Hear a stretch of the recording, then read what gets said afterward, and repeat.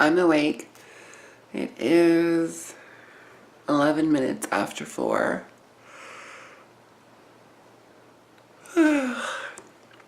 I'm tired, but I'm awake.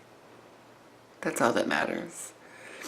Now I just have to get downtown and catch my bus to Toronto. I don't know why, but I almost said Hamilton. Ugh. Yeah. Wish me luck. Fingers crossed.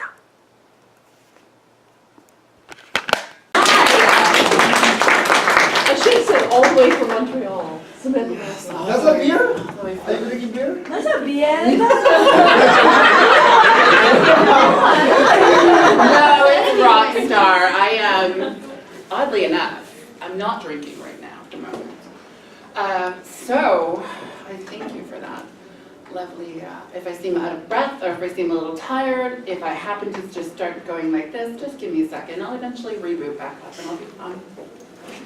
I was up at 4 o'clock this morning to catch a 6:30 bus to come here and talk to y'all. So y'all better fucking focus and pay attention because there's going to be a test at the end of this. Okay, so my brain sort of scatters around a lot when I do this. I like to keep it as informal as possible. As you know, I swear a lot. It's kind of like that exclamation wake-up call, like when someone hears the word fuck, they go, oh, what was she saying? After they're done texting. Just saying. I swear a lot, and I get a little frazzled, and thankfully, Vashti usually will chime in and, you forgot this, you forgot that, because that happens a lot, especially if this is my 3rd rock star day. So, yeah, just saying, whatever. So, let's see, where to start. My name is Samantha Lozon, not Lawson. I transitioned when I started transitioning when I was 13, but let's go back just a little bit further. I have a sister, and she's 5 years older than me. My mom, and I don't know my dad, I don't know who the fuck he was, who cares? Whatever, he's going to on a toilet seat somewhere.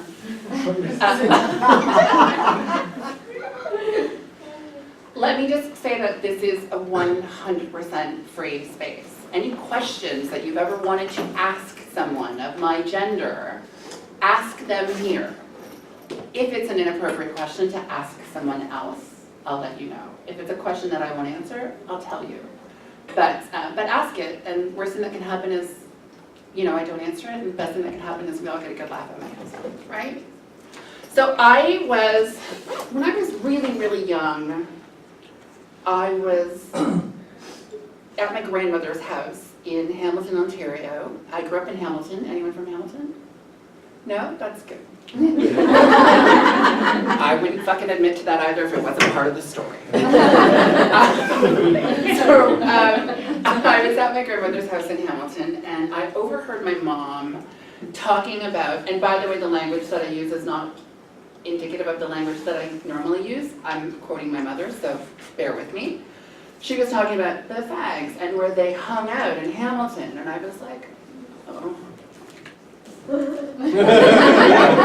Because even when I was really young, I knew that there was something, I'm going to use the word off, because I transitioned at 13, so when I was like 8 years old, I kind of felt like something was off, and I didn't know what it was. And so I was about 11 or 12, and I decided to go down to this place where all these gay people hung out. It was the Tim Hortons in Hamilton at Jackson and John. And back when I transitioned, and when I was 12 years old, I decided that I was going to venture down there and see where all these people were, because back then we didn't have positive spaces in school, and we didn't have gay-straight alliances and all of those other things. So I had to hang out where I knew other people were like me. So I started hanging out on Jackson Street in Hamilton, Ontario, and hanging out with all of the gay people down there. And I met this beautiful, beautiful man named Mark. And he, I remember, because he came up to me and he was like, "What's your name?" And I said, "Sam."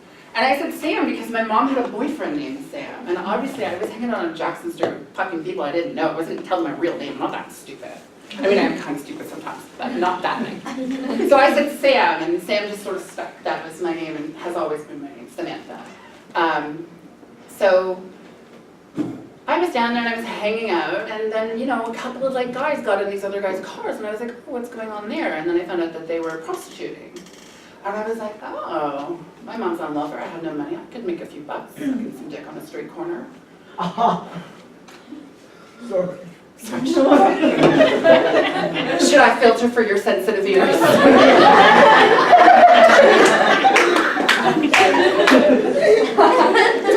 One of the things you'll find out about me, obviously, if you haven't already, is that I'm a straight shooter. I don't really believe in bullshitting or beating around the bush. I shave it off every day. So I was like, oh, okay, so that's what they're doing. Okay, I can make money, I can do that. And so at a very young age, I started prostituting on Jackson Street in Hamilton, Ontario. And it's not something I advocate for people, obviously. It's fucking prostitution on the street corner. It's not a safe thing to do. But doing it when I did it, first helped me to sort of grow as a person because I wasn't really getting a lot of growth at home. My mom was a sort of like, my mom was a totalitarian type of mother. She wasn't really the kind of like loving, oh baby. It was more like, do the fucking dishes. Like, so that was my mom.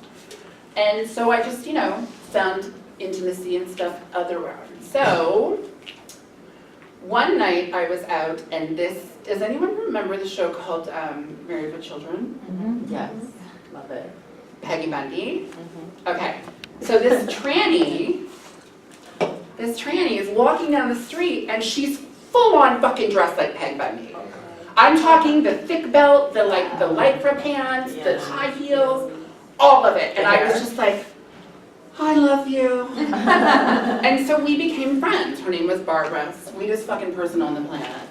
And we became friends. And, you know, there was something about her that just I connected with, that I hadn't really connected with the gay men like I did with her. And so one night I was here in Toronto. Yes, at 13 years old, this is what I would do in a day. God, just like fucking coming here for this. I would get up, I would go to school from 9 till 4, I would go home, I would do my homework, and then I would catch a bus late at night to go to Toronto, to go to the after hours, because at like 2 o'clock in the morning, when they took the booze off the floor, I could go into the bar.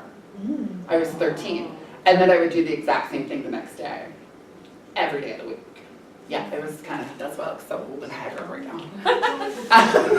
So I'm sitting in the stairwell waiting to go in, and this fucking drag queen, Pepsi, right? yeah. Sweetest person on the planet, like literally, like such an awesome person to know. So she walks up to me and she's like, honey, are you a boy or a girl? And I kind of was like, I was kind of caught off guard, like, who the fuck are you? And she clocked me on it, was like, don't fucking look at me like that. And I was like, what? She was like, if you're a girl, you're beautiful. If you're a boy, you were meant to be a girl. And it was one of those, I know, you're like, oh, the look of shock on her face. Just like, what the? But it was the first time anyone had ever said anything like that to me. And it was the first time, like I get goosebumps talking about it, it was the first time that I felt like something made sense. It was the first time I felt like someone was making sense to me. And then it all made sense to me that I was so close to that transsexual in Hamilton, because I felt a sort of kinship with her. I felt like we, you know what I mean? We were doing the same sort of things together. And so, what I did what every responsible 13-year-old gay little boy would do. I bought hormones from a hooker. That's what you do. So I bought hormones from Barbara, and my mother had no idea I was on hormones. This poor woman, just wait, just wait. So I bought hormones from Barbara. I bought like 6 months worth, and then at like 6 months, I've developed a core, and I'm 13 years old, so I'm not going through boy puberty like a biological boy would. I've now started into female puberty, so the hips and everything else starts growing, and well, Barbara and I aren't talking anymore, but I need hormones, so I go to my family doctor. Listen to this, I'm good, trust. So I tell him that the doctor that's been prescribing me the hormones is retired. I can't get a hold of him. He's in Toronto. And I was my doctor's first transgender patient. So he just sort of was like, okay, what's going on? What were you on? Blah, blah, blah. And he just refilled the prescription, which was Premarin 1.25 milligrams. And in hindsight, he maybe probably didn't do the right thing. He should have, checked in on it. But he had been my doctor since I was 2 years old. He had no reason not to trust me. But if you think about it, I was telling him that I was seeing a doctor in Toronto, but yet he was my family doctor. Why would I be seeing a doctor in Toronto? Whatever. He wasn't very bright. Not all doctors are bright, I'm just saying. Some are very pretty, though. So he gave them to me, and then I was on hormones. Now, I was outed in the most fantastical fucking way possible. These two guys who were students in an investigating school, like a private dick, whatever fucking you want to call them, in Hamilton, Ontario, their last assignment was to find someone and do a thing on them without them knowing that they were in this school, and their final assignment was about that, about you not, does that make sense? Am I explaining that? Yeah. So they did that to me. They took it one step further. They took pictures of me dressed as a woman and brought them to my mom. What a bitch. He did apologize, though. He really did, like, profusely. He's like, I'm really sorry I sort of stepped outside the bounds. But so I get home that night, and my mom kicked the shit out of me. And I'm talking, like, brutal, broken chair on the back, like, on the floor, screaming, crying. Couldn't go to school for 2 days. And what hit me, other than the fucking chair, what struck me, again, other than the chair, what struck me was my mom had gay friends. And I didn't understand why she would react like that to me. And I'll say something incredibly honest. I don't know if I wouldn't react the same way without a physical sort of, if I have children and they turn out to be part of the GLBTTIQQ community, it's going to kill me inside. Because I know what I went through growing up as a part of that community and being marginalized. And it would hurt me to think that my child might have to go through any of the pain that I've been through. So, and that's not to say that I would hope to have a cisgendered, heteronormative, blah, blah, fucking blah kid, because I wouldn't. I would love my child no matter what. But, when my mom passed away, I took on a different understanding of a lot of the stuff that she did.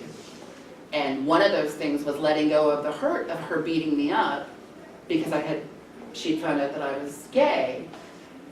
And I realized it was because she had had so many queer friends, and it was in the 80s or early 90s, and she knew what they had been going through. And I think that scared her. My mother's lack of education and lack of being able to do better, she was stuck in that cycle of like being left behind. And so I think that scared her to see her child going into that.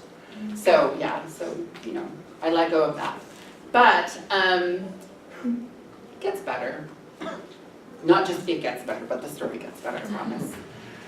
So the house that we lived in on Wellington Street had 3 entrances, and I was lucky where I was. My bedroom had a back door, so I could sneak out without my mom knowing. And what I would do was, I would put my girl clothes at the GO Transit bus station in a locker, and I would go and I would change there, and then I would go out. And then I would go there and change back, and then go home. It was a lot of fucking work. It was so much work. So, one night, I'm walking down Wellington Street. Has anyone been to Hamilton? No. Okay.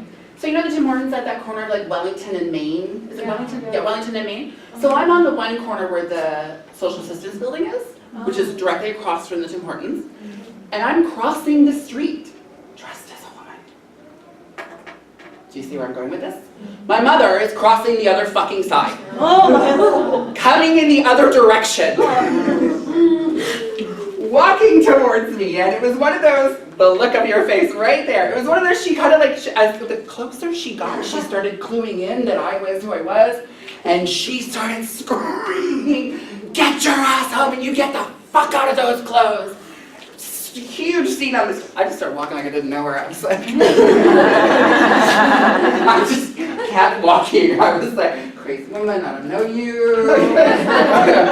And so, you know, it was difficult for my mom to sort of understand.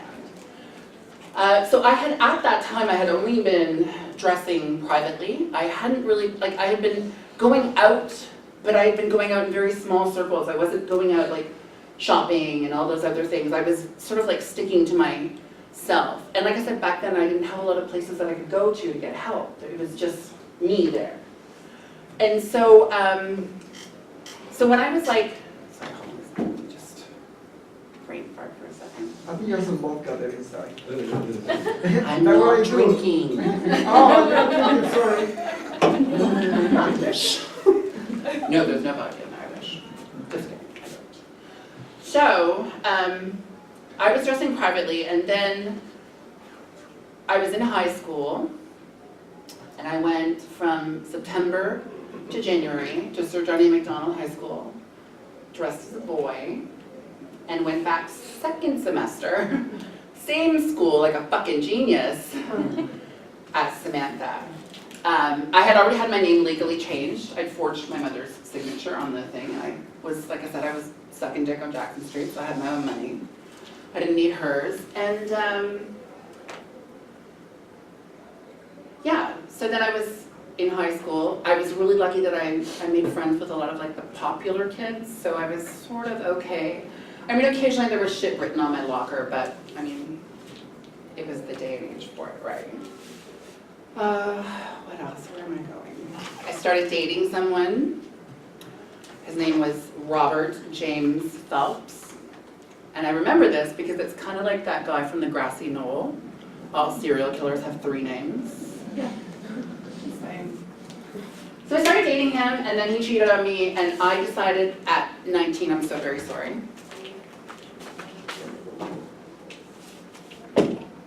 I decided at 19 years old, did anyone else hear that? Or was it just me? My phone went off. So I decided at 19 years old, if he didn't love me, that I didn't know if I could love myself the way I was. And I decided to G-transition. So I went back to living as a boy at 19 years old. And then at 20 years old, I became a drug addict. I was doing ecstasy and cocaine and every drug you could possibly do. And then a few years in, I started realizing that I was slowly just trying to kill myself. I had been in such a dark place that the only way to escape was the drugs, and so I just did more and more drugs so that I could just hopefully one day end up dead. One day I was sitting outside on the front porch with my friend Glenn McAllister, and he looked at me and he's like, "You don't look happy." And I said, "It's because I'm not." And he said, "Well, when were you happy?" And I said, "When I was being me." And he instantly knew that being me meant being Samantha. And he said, "Well, then you need to be Samantha because this is going to kill you."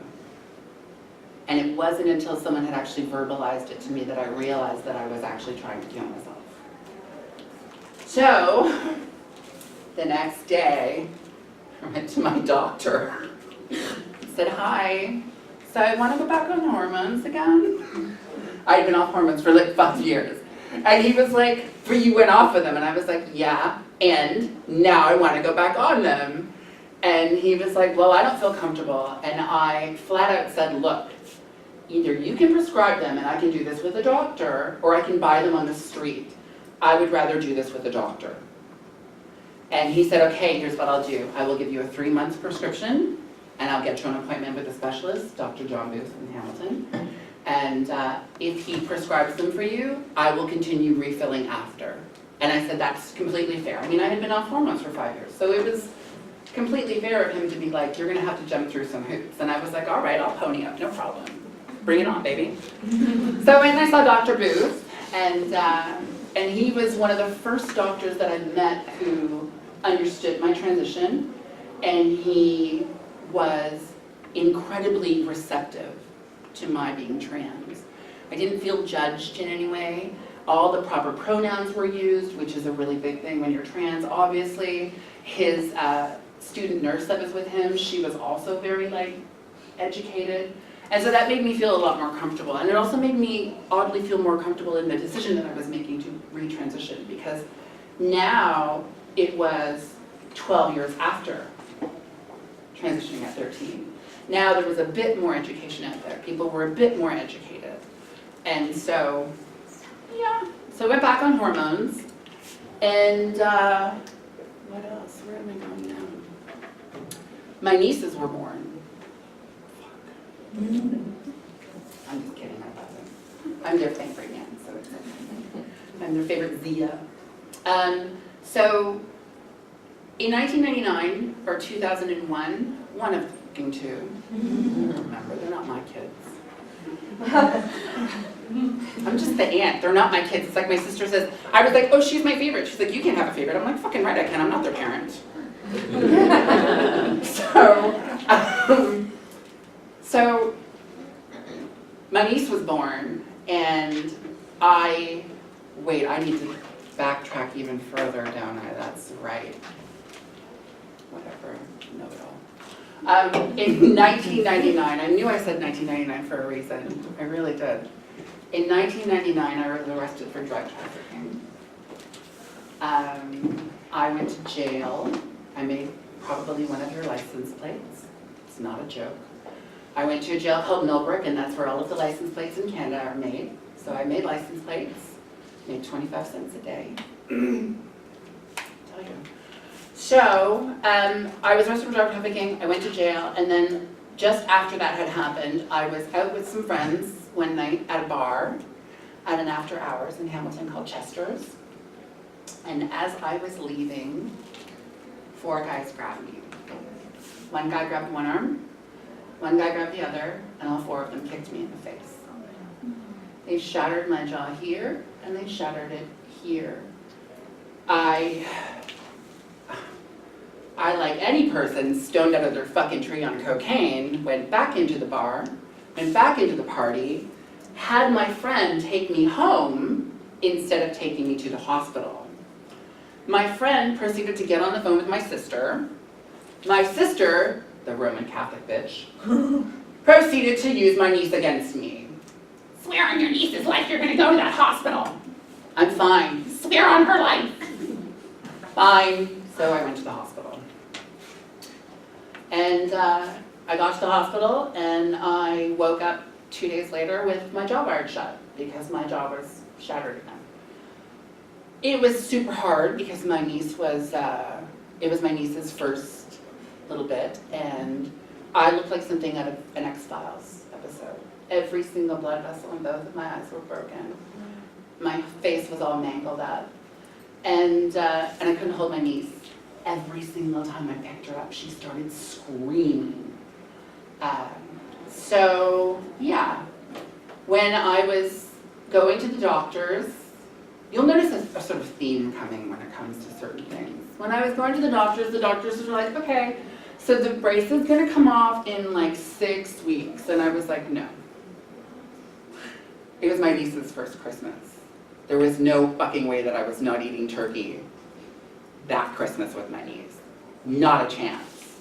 So, again, either you take them out or I will. Your choice. So, the week before Christmas I had them taken out. And has anyone ever been around someone who's had their jaw wired shut before? So you feel like you're opening your mouth like this, and it's like this. I had to shred the turkey and slide it between my teeth and use my tongue to get it to sort of disintegrate, and then I could swallow it. That's how I ate the turkey that year. But I had Christmas dinner with my niece, and that's all that mattered to me. About 4 weeks later, my jaw finally popped, and I was able to open it up ½ an inch more. And now, so now where? Now where should I go to? Does anyone have any questions? Go. I'm curious as to how you were treated in prison, or if you know of other people who went through the same. So for me, and listen, I'm not one of those people that's conceited, stuck on their licks, yada, yada, yada. But at the time, I still looked very feminine. And in an all-male prison, when you look feminine, you're very protected.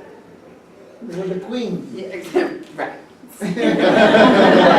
People are very nice to you. But yeah, I was very lucky.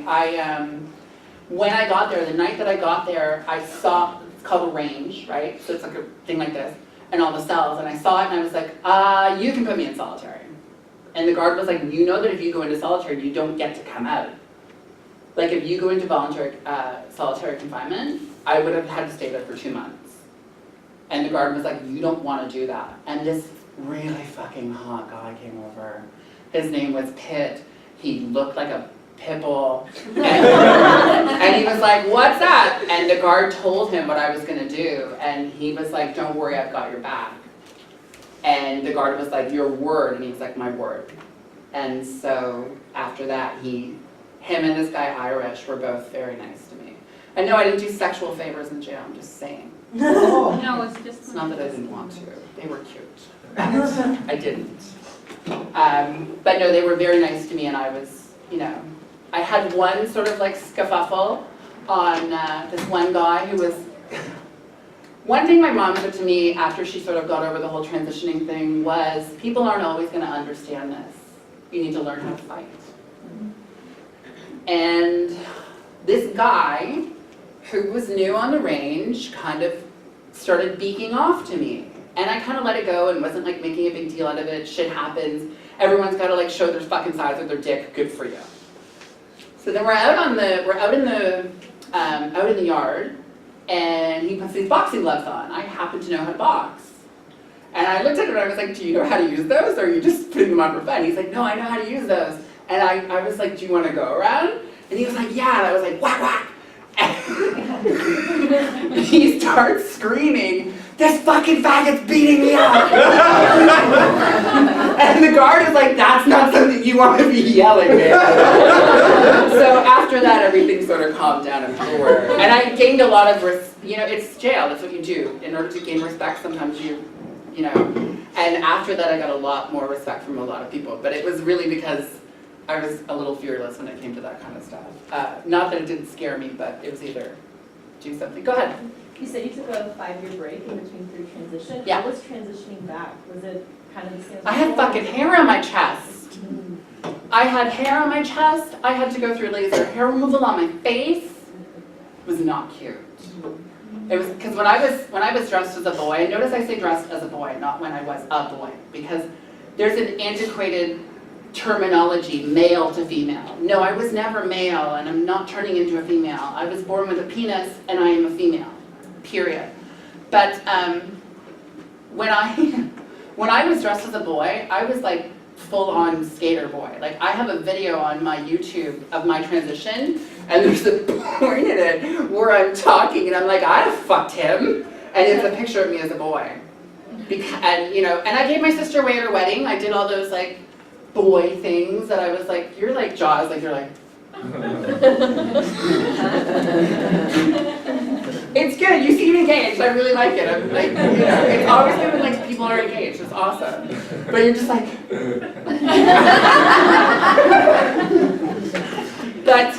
But yeah, it was difficult. It was difficult because also, so to give you a sort of ideology of my biological makeup, my father is 6'10", my father was 6'10", my father was 6'4", my mother was 5'10". So I was destined to be genetically a larger person. And if I work out, within a month I can have arms like big. So when I decided that I was going to detransition, I went all out. Like I decided that I was going to do this. And then the drugs sort of kicked in and I was like, but it wasn't cute. It's not that, yeah, it wasn't great. Any other questions? Go ahead. You were saying that you started taking the drugs at 13, and then you stopped at 19, is that what it I was? started hormones. Hormones, yes.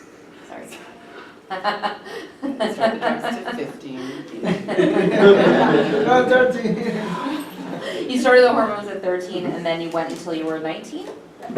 Yeah. Okay, so all those puberty years, you were actually getting the breasts are female. natural. Yeah, like you were actually getting the female hormones, so you developed the way that you should. Yeah. Yeah. Yeah, so that means like I like at 13 years old I didn't have body hair, I didn't have anything. And then to 19 I still was like all smooth and pretty and feminine. And then I went off hormones and like a year later I had a treasure trail on my belly. It's not cute. Well, I mean it was cute at the time, but I mean, Did it make your re-transitioning any easier because you had that base of hormones? Like from someone well, else okay, who so had- I had started working out. So going off hormones, one of the things is that the core will always sort of remain there. It'll always look a bit like a breast if you don't work out. And I had started working out, so I was able to go shirtless and not look like I had breasts too much. But I would say that detransitioning and then transitioning again, psychologically, it was the smartest thing I ever did. Yeah. Physiologically and physically, I think it would have been smarter not to. Yeah, like a lot smarter. Any other questions? Shoot. Okay, we're gonna go 1, 2, 3. Go first. Okay, so you're saying that you, from a very young age, you were feeling that there was something different about the way you viewed yourself. Yeah. In hindsight, would you have preferred to start your transition process earlier than 13? Or do you think 13 was... If my mother's level of education had have made it so that she was able to access that information and knew what she was doing, then yeah. I think puberty blockers would have been a really great thing for me when I was that young. Because I knew, like, and that was like something I've always said in the class is that when I was 13 years old and I was calling myself gay, it always felt like such a dirty word in my mouth. Not because I think being gay was dirty, but because it just didn't represent me, and it was like that grit that was there, and I would be like, oh, I'm gay, and then I would be like, that's not the word that identifies you. And so when I finally came out as trans, that was the word that, it felt like home, if that makes sense. But yeah, when I was super, super young, I remember my mother's first story of like me figuring things out was my mother gave me a fire truck or something for Christmas and my sister a doll, and I played with my sister's doll that day. All day, I wanted her doll. I just was like, it was like a corn silk hair fucking Cabbage Patch doll. It was gorgeous. Of course I wanted to play with it. So yeah, go ahead. Was that good? Was it the pressure around you, like from your mother and the people who were around you that made you Detransition? Yeah. Transition? Yeah. It was, so to clarify, gay men are into men, straight men are into women. While not a conventional woman, I'm still a woman. So most of the men, if not all of them that I date, are bisexual or straight. It's the way it is. And imagine being a heterosexual man, calling up your girlfriend's house and asking for Samantha, and I love this. That's a phone, by the way, ladies and gentlemen. That's a phone. That's what I had to use when I was a kid. I could hear my mother screaming, "There's nobody by that fucking name here," and slamming the phone. So my very heterosexual boyfriend at the time had to call and ask for me by my birth name, which is not Sam or anywhere close to it. And no, I'm not telling you. Sorry. So that was a difficult. All of that pressure around me, and now I hate using this word. I hate using the word normal. But back then I just wanted to be normal and I wanted to be loved. And I thought the only way that I could be loved by anyone or even my family was that, like, if I could just be gay and not be trans. And so I think that, yeah, there was a lot of pressure for me to sort of conform to that. And so I detransitioned. And then, again, tried to kill myself and figured out maybe I should live my life for me. Good? You had a question? Yes, so 2 questions. Oh, okay. Now you're getting greedy. Because I looked at you and then I thought, oh, there's another question. It's your body art, right? And I think that it's, okay, so that was my second question. So my first question is... yes, ask them in order, Jesus. The fight that the 3 guys held your arm for, what was that about? Did you My ever- trans. Yeah. Yeah. So these guys had been at this after hours, and they had been in there, and my friend Derek was the one who ran the after hours club. And so I was getting a little bit of preferential treatment. They didn't like that. They got mouthy. I asked them to leave. Me being the one with the cocaine. they were the ones that were asked to leave. And then I happened to, about an hour later, go outside to get fresh air, and they jumped me. Yeah. Were they straight? Well, generally when a trans person gets beat up, one of the first places that a heterosexual person will go for is a trans person's face. Because they want to beat the femininity out of them. Oh. Okay. Yeah. Second question. Yes.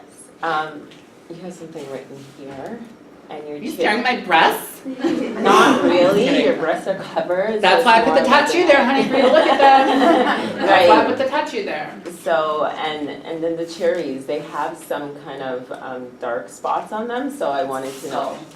Pardon? Oh, it's a Oh, skull. it's a cherry. Okay, there you go. So I just wanted to know if there's meaning behind your art. So there are Do they mean to you? about 5 tattoos that I have that actually mean something. I have the Chinese Mandarin script for transformation on the back of this ear. I have a little pink girl, like a bathroom girl, on this ear. This means good luck, I hope. Yeah. Very well could mean something else. I don't read it, I don't read Chinese. Racist! Racist! I should grab here. Check with you. No, they're so old. They're so old. Unfortunately, like my ink is so old. So No, but this one, the one that, is that what coming off? Yeah, okay, sorry. no, that actually has always been that way. Oh, wow. That's a nice. It's never changed color. So I dated a guy who was a tattoo artist, which is why I have so much ink. One of the things that we realized was black ink oxidized on me very quickly into this gross green color, but colors don't oxidize on me at all with my blood. This actually looks exactly the same. How many years have I had that you've seen it? Looks exactly the same as the day that I got it done. It has not changed color. So I have good luck. My nieces, I call them ladybugs. So there's a ladybug there. And this is my tattoo, the last one that has like actual meaning. And so I am literally the cool aunt. I'm the one that my nieces come to with everything. You know, I'm the one that when my sister says I've been reading their journal, I'm like, I'm going to fucking tell them because you shouldn't be reading their journal. That's me, I'm that cool aunt. So my niece is a gymnast, and like I said, you know, we're all kind of thick in my family. And we were sitting in my bedroom one time when my sister had come over for dinner, and my niece looked really upset, and I was like, what's wrong? And she was like, Zia, I'm fat. This is my fucking 13-year-old niece telling me that she's fat. And I looked at her and I was like, what do you mean? And she was like, I don't look like any of my friends. All of her other gymnast friends were really skinny and really sort of petite and half her size. And I remember looking at her and saying, well, you're not meant to look like your friends. You're meant to look like you. Because if Zia was meant to look like someone else, Zia would still be Zio. And Zia is Zia now. And I said to her, I said, you need to learn to love yourself. And it was one of those moments that the moment the words came out of my mouth, I knew that I was going to get this tattoo on my arm as a thing for her and as a thing for myself as well, because, you know, self-love is kind of important. Not just the kind where you touch yourself. Okay, 1, 2, 3, I'll get you.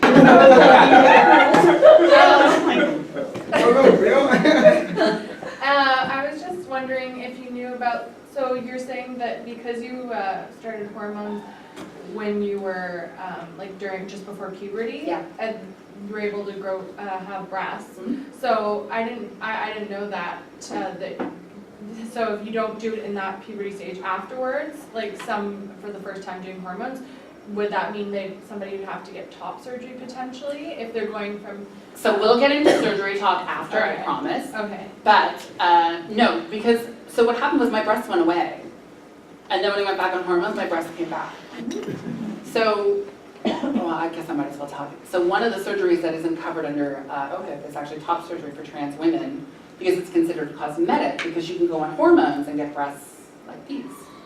So you can, but that's even if from like male to female, like if let's say you missed the puberty phase, like the puberty period. Yeah, you could, You can still get breasts. if he decides, sorry, you're No, just no there. worries. If he decides tomorrow that he wants to go on hormones, in about a year and a half, he can Get develop breast tissue, absolutely, Oh, yeah. okay, cool. Yeah, That's cool. I mean, you'd have to have laser hair removal and all that other stuff. Yeah. You know, yeah, you could develop breast, that's one of the reasons why it's not covered under OHIP, because they're like, oh, well, you can just go on hormones for it.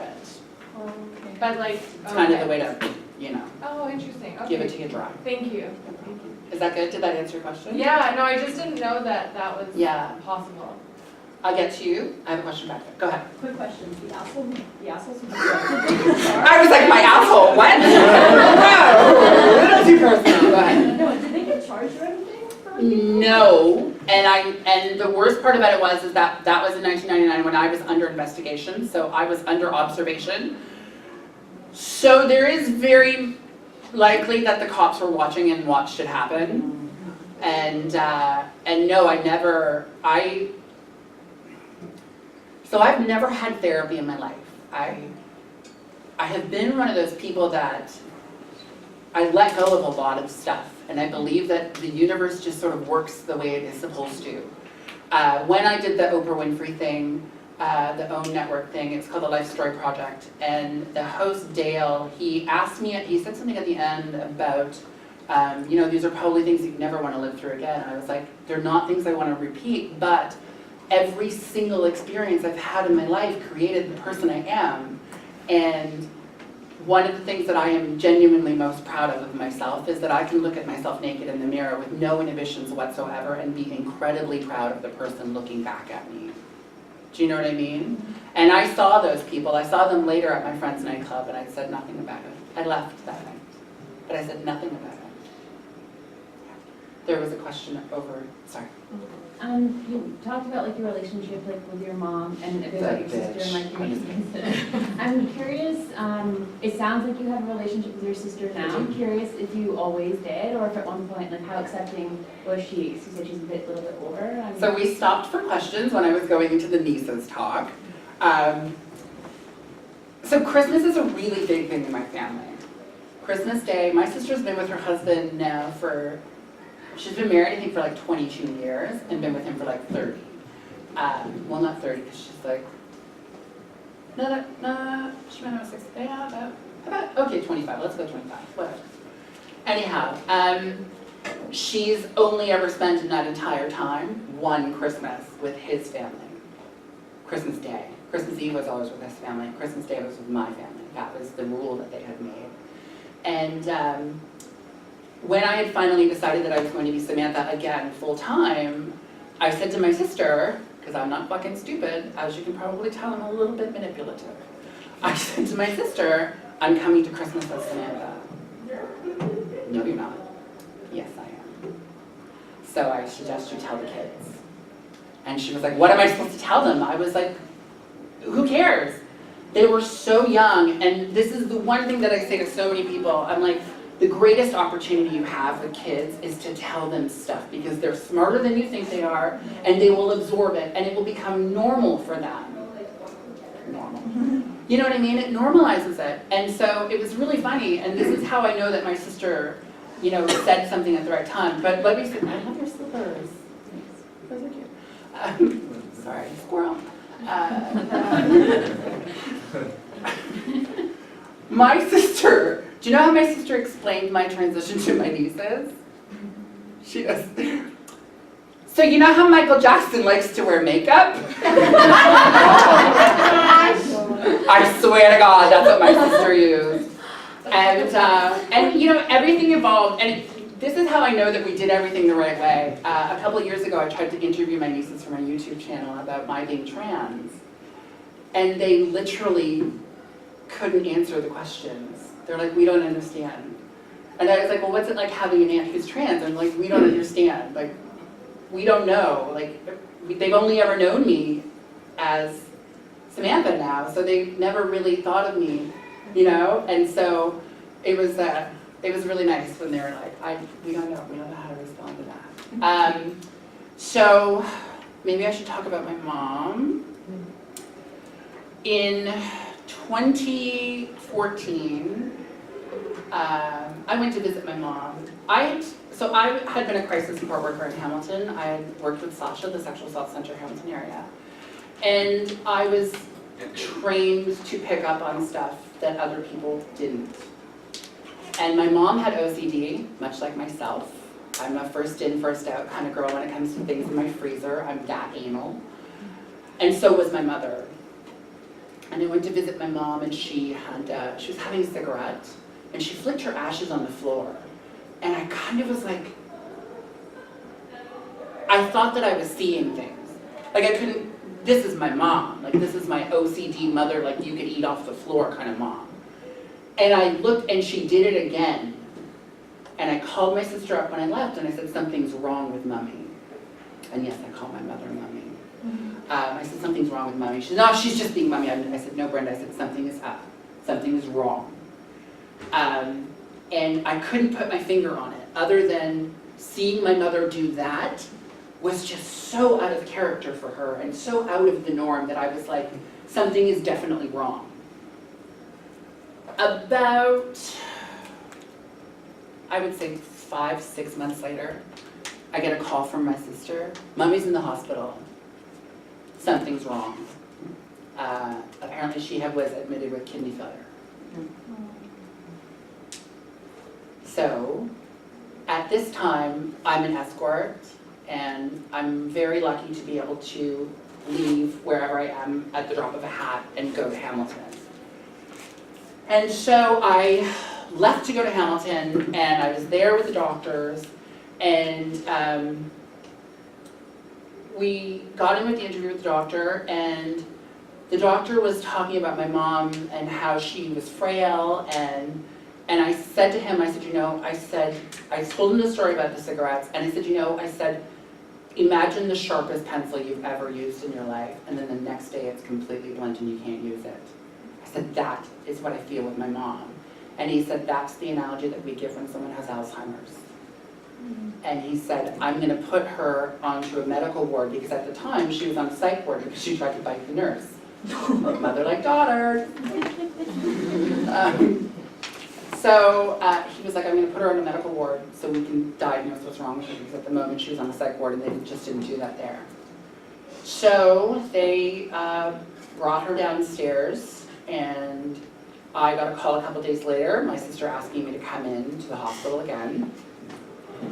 And we found out that my mom had tumors in her chest, all over her chest. She had flatlined on the operating table, and my sister asked me what we should do with my mom, and she said, I think that we should sign the DNR, because that was my mother's wishes. We knew, my mother had always said, I don't want to live on tubes. If anything ever happens, I don't want to live on tubes. That's the only thing we can ever remember my mom saying about dying. Like, I don't want to live on tubes. I don't want to get buried in the ground. And so I said, yeah. I said, sign it, because my sister was the executor of the, yeah, she had the power of attorney, and so my sister signed it. And the doctor came in, and she said, your mom probably has about 30 days. Yeah. So, at the time, I literally for 30 days, I think I was up for 21 hours a day. I was going to Hamilton on the 9-10 o'clock in the morning bus, staying until 8 or 9, coming home, seeing clients, going to bed, and getting up and going back to see my mom. Because while my mother and I didn't have a great relationship, she was still my fucking mother. And she went from being Superwoman to being a 3-year-old little girl. And so about a week in, she hadn't been told why she was in the hospital yet, because she was in and out of consciousness. And we were talking to the doctors, and the doctor said, you have to tell her soon. And if you don't, then we have to. It's our legal obligation that we have to let her know what's going on. And so we were like, okay. About 2 days later, I was sitting in the room. My mom was having a really good day. And I sat down on the side of the bed, and I said, Mom, I said, what's my name? And she was like, Sam. I said, what's her name? And she was like, Brenda, duh. That's my sister. My sister's middle name isn't Duh, she was just being an asshole. And I said, okay, Mom, I said, I have something I need to tell you. I said, you have cancer, and you're dying. And it is still one of the hardest things that I've ever said to someone. I remember my sister having to leave the room, and I remember my mom sort of like looking at me like confused.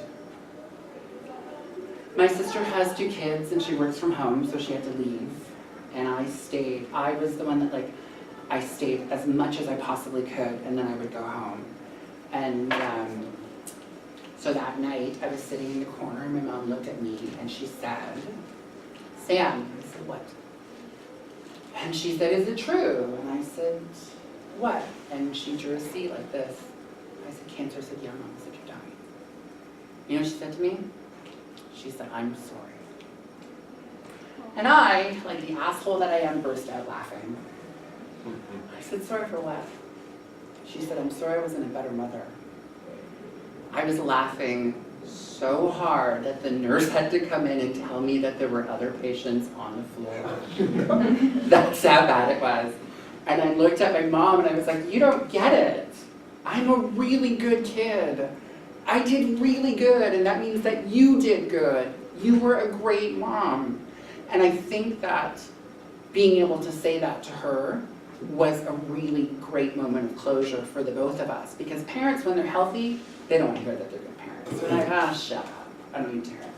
But when something like this is happening, it's an opportunity for them to genuinely hear you. And it was a really cathartic moment for me, because from that moment on, there were so many other little things that I had remembered from childhood. Like I remember my mom keeping me out of school to bring me to like the food bank because we were so poor we couldn't afford food. And I remember being really angry at her. Angry, like beyond angry at my mother for keeping me out of school. And as an adult, after my mom passed away, I thought, what a fucking asshole. What about what she went through? What about what she was thinking when she had to take you out of school to use you to get better food at the food bank? What about that?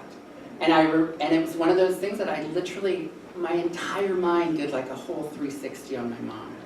I started thinking about all of the things that my mom had like done to make my life what it was. And look, it wasn't great. It was no holiday, but the moments that were there that my mom tried, she really tried. And as an adult, after my mom passed away, I was able to look back at those moments and let go of a lot of anger and hurt that I had felt, you know, as a kid. It was really different for me.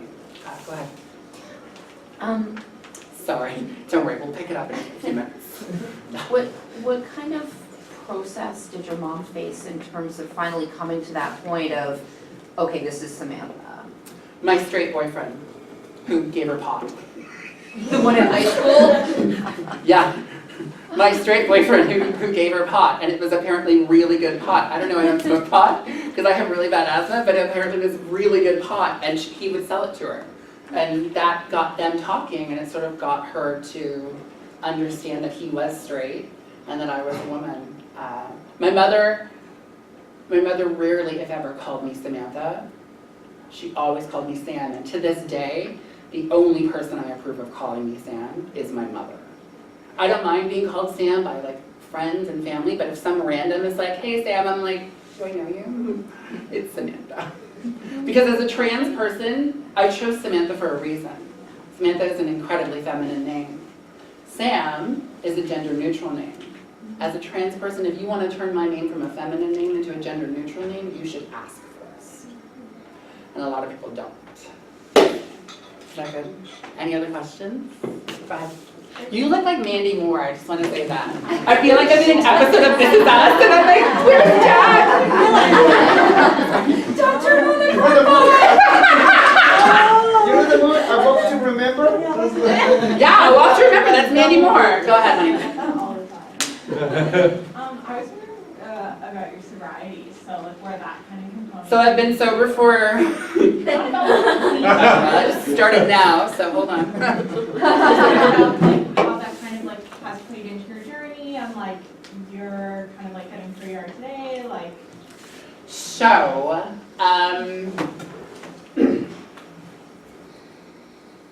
I moved from Toronto January 28 last year to Montreal. Prior to that, I had been sober for 134 days. I documented it on my YouTube channel. And when I moved to Laval, out of loneliness and out of a need to cope, and I know exactly what it was. It wasn't one of those like, oh, why am I drinking? I was coping because I was lonely, and that's exactly what I was doing. It was better than going to drugs. So I was like, all right, have a glass of wine or a 1.41 bottle of spiced rum.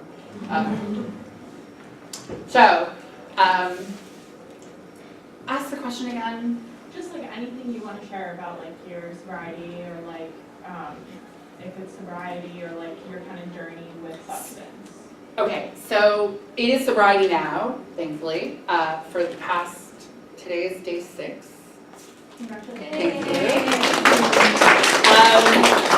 So one of the reasons I got sober the first time was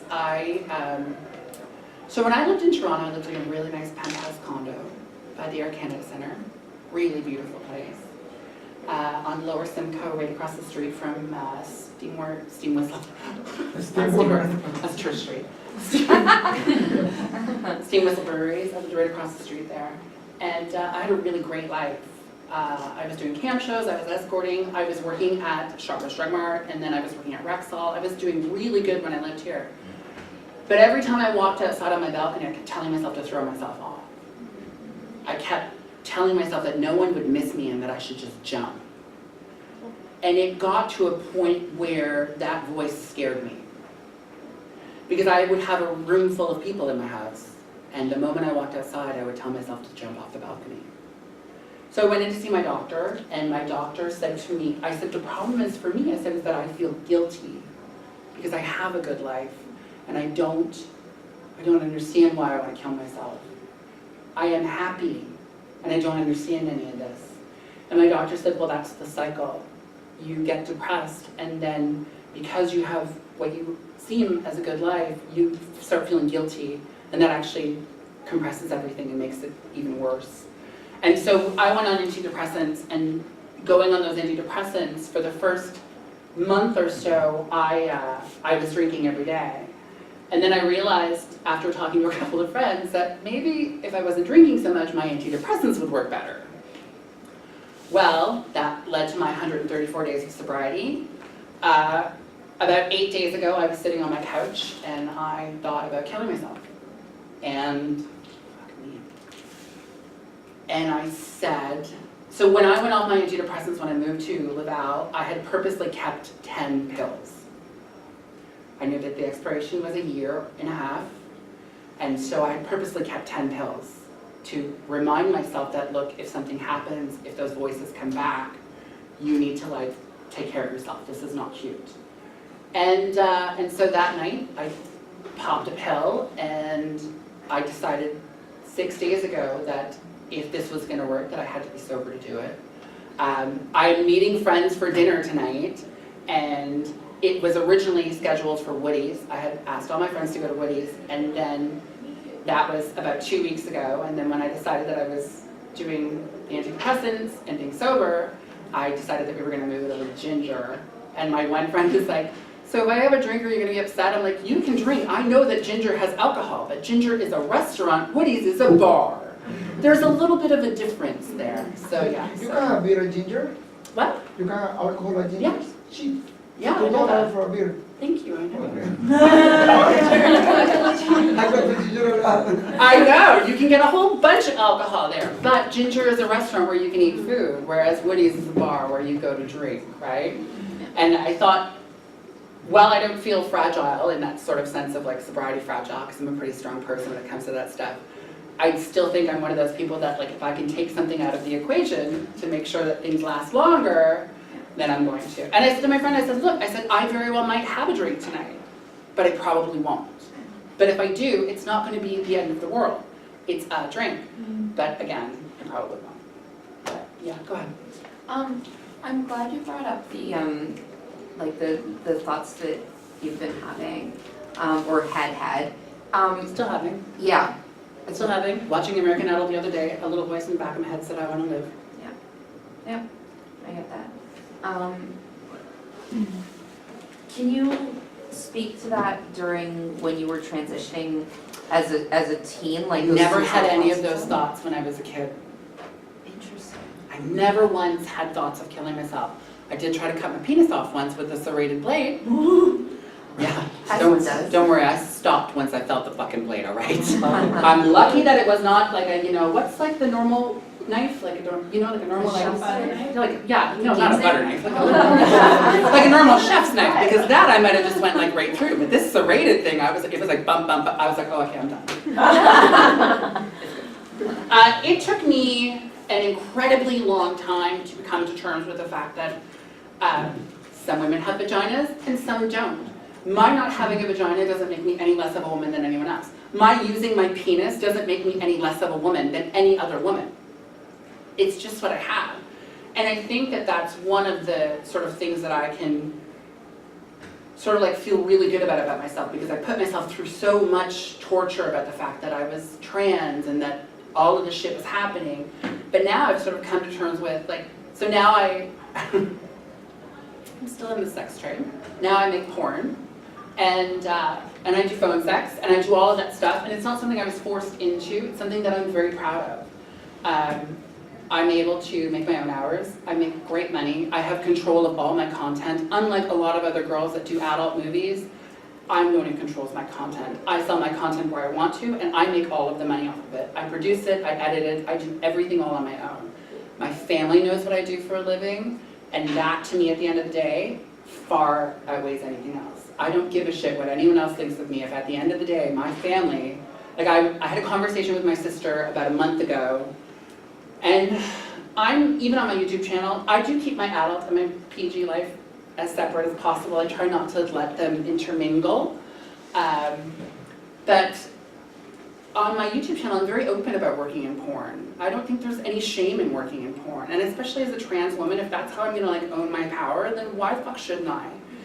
And I had a conversation with my sister on the phone, and I was like, are you ever like ashamed of like how open I am when it comes to these things? Because I talk about my penis, I talk about everything on my YouTube channel. And I do it because I know that there are people watching, and this might help them to maybe feel just a little bit more confident and a little bit more comfortable with things that are going on down there and everywhere else. And my sister was like, are you kidding me? You're one of the hardest working people that I've ever met. And I do, I work very hard to make sure that I have a life that I do. And so I was lucky to have that, but yeah. Any other questions? Am I forgetting anything? I was gonna mention Surgeries? ass sorting, and you just went on that. Oh, the ass Surgeries, yes, sorting. but you have one more question. Go. Where do you get the energy, like the strength to There's one of the day. Yeah, because I do, I'm just thinking it's lots of pressure, like from outside, from inside, lots of experience, events, really tough events. I see the event between your mom and when you have to tell her, like after experiencing what she put you through and then having to deal with the cancer thing, breaking the hard rock, giving the news and all this, the beating with the guys. It's such heavy stuff, and I see that kind of mellow with everything. How, like I wish I could borrow that. I will tell you the same thing that I have told every other class that I have ever taught in the 10 years that I've been doing this. There is so much baggage in your life, and baggage is something that you should take on an airplane, not something you should carry around with you. And if you have an opportunity to let it go, well then let it go. That's how I do it. I don't look back at anything in my life and think that I've failed in some way. I look back at every single thing I've ever done and every experience I've ever gone through as something that has helped me to grow as a person. Even like ex-boyfriends who maybe beat me up or weren't like the best. If I could take one positive thing out of that relationship, not because I want to think of them positively, but because I don't want that negativity in my head, if I can pull one positive thing out of it, then I can let go of that baggage. Does that make sense? And I think that that's where like my positivity comes from. Listen, there are days that I am at home and I cry and I let it all out. But when I'm up here, my job is to make sure that you are absorbing as much as possible. And if I'm up here crying and being all sad, you're not going to get any of that. And you're not going to absorb it. You're going to walk out of here and be like, oh, Jesus Christ, I should just go hear myself now. How boring. But you're going to walk out of here and be like, you were entertained and you absorbed something. Does that make sense? Did that answer your question? Hold on one second, my love. I saw a hand come up over there. Go. I was just wondering, in terms of like entering a new relationship or when you're like first meeting someone or getting to know someone, like how are you like identifying yourself? I have a penis that's probably bigger than yours.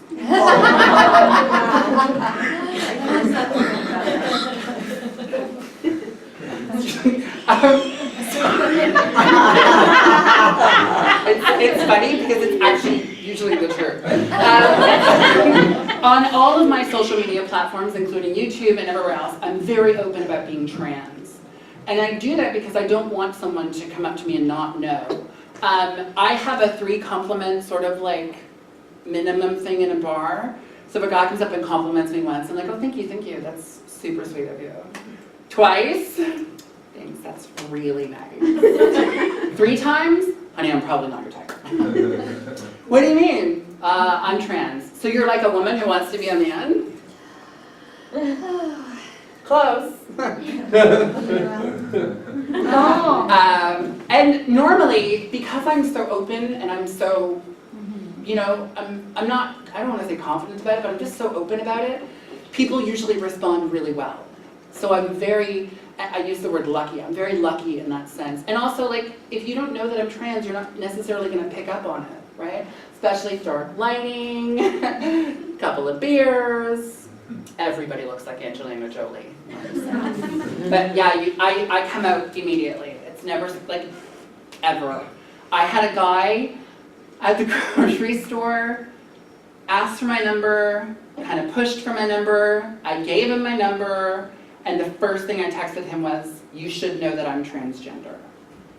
It was the first thing out of my mouth, because I don't believe in the psychological stuff that can happen to a person after finding out. Like, what if he found out after? The psychological stuff that could happen to him in his own mind of what went down, and then maybe the fear and sort of hatred that he might have for that experience might bleed over onto some other trans person. And that's not fair. So I'm always very open. Is that good? I was thinking. Oh, second fucking question. Look at you. She must be your friend. Just what about porn? Porn, what about it? Just like, how open are you about that? Because like even, I'd say like in heterosexual relationships, sometimes there's like a conflict with that. So Everybody knows what I do for a living. I'm very, very open about it. Porn pays my bills, and I'm not the kind of woman that likes a man paying my bills. So I pay my bills, and if you don't like my job, well, there's the fucking door. Don't let it hit you on the ass on the way out. You know?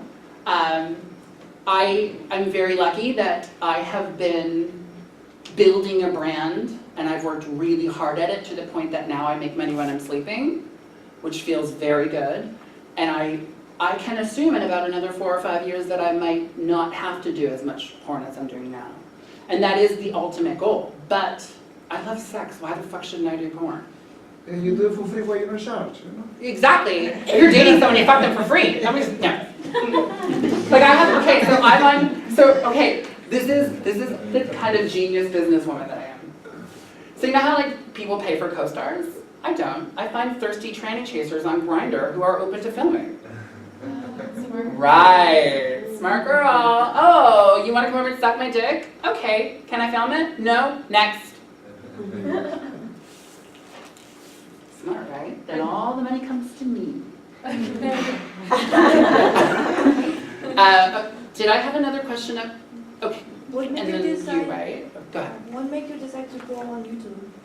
What made me decide to go on YouTube? I went on YouTube in 2007, and I don't know. I just thought it was like fun at the time. It was never something that was a big part of my life.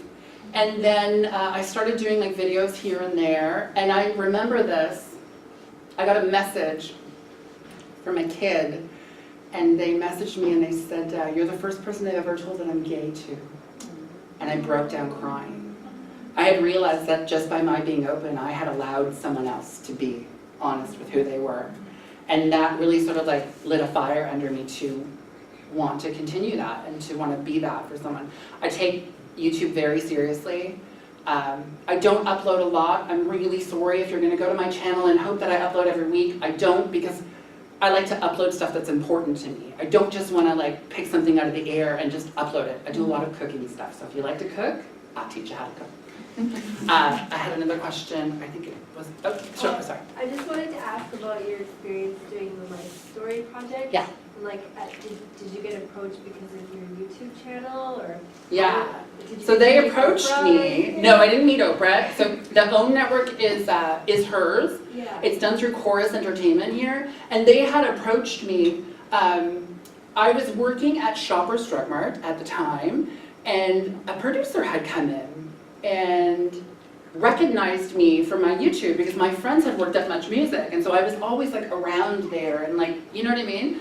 And a producer had come in and was like, you know, would you mind maybe coming on the show and doing a segment? And it was really fucked up because I had gone and their other segment had gone over and I had to come back, but yeah, it was an experience. I'm still waiting for them to send me the video. I actually had to have a friend find it online and videotape it from a monitor so I could put it on my thing. They've never sent me a copy of it. Wow. But it was nice. It was a really good interview, and I'm genuinely happy because the host, Dale, he was in the green room and my best friend was there because my best friend Heather was in from Morocco at the time, and she happened to be in the green room as well. And one of the producers asked him to ask me something, and my best friend overheard the conversation and she said no. He said no. He was like, I'm not asking her that. So I was really lucky that whatever question was meant to be asked, he was an advocate right from the start, being like, I'm not asking her that question. It's a no. So I, you know, and that gave me a lot more sort of respect on what was going to come out of it. Any other questions? Go ahead. What's your go-to dish if you're cooking for somebody? Oh, if I'm cooking for somebody, probably my homemade hamburgers. I use extra lean ground veal, extra lean ground pork, and extra lean ground beef, and a whole bunch of other stuff in it. I use spring mix and garlic salt, onion salt. It's like, yeah. Being on hormones, I'm at a high risk of heart disease, so I don't eat a lot of packaged stuff because the sodium amount in that, which should fucking be illegal considering heart disease is the #1 killer in this country. The amount of sodium in packaged stuff, I can't eat it. And so I make everything, meatballs, everything fresh. So even my sauces, my Alfredo sauce. My niece can't cook because my sister does everything for my nieces. And I know that sounds like a bad thing, but my nieces are honor roll students. And my nieces are honor roll students because my sister does everything at home for them. You know what I mean? And that allows them to focus on school so they don't have to come home and do that. And so my sister said to me that my niece's boyfriend's favorite food was Alfredo sauce. So I actually learned how to make Alfredo sauce and I did a video for my niece on my YouTube channel. Because I'm nice like that, and I'm a bitch. Don't tell anyone I was nice. Any other questions? Surgeries. What? Surgeries. Oh, yeah, this should be fun. Does this marker work? One marker.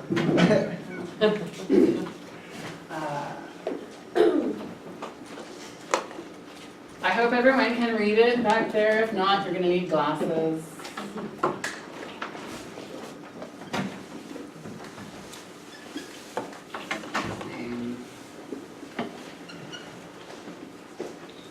Do we know what top and bottom surgery is? Yes. Okay, good. It's not top and bottom. Say it anyway, just in case. So top surgery for transgender woman is breast implants. Top surgery for a transgender man is mastectomy or other surgeries that can happen up there. Bottom surgery for a trans man is vaginoplasty. I just sort of brain farted right there for a second. Is vaginoplasty, and bottom surgery for bottom surgery for a trans woman is vaginoplasty. Bottom surgery for a trans man is phalloplasty. So I'm going to point to 3 different people, and you're going to give me a number as to what you think this thing costs. No $1. This is not The Price is Right. All right? Hormones. Now I get my hormones in a 3-month dose. I take spironolactone and Premarin. It's basically the same price as testosterone. So how much do you think 3 months of my hormones cost? $1,000. $1,000? You.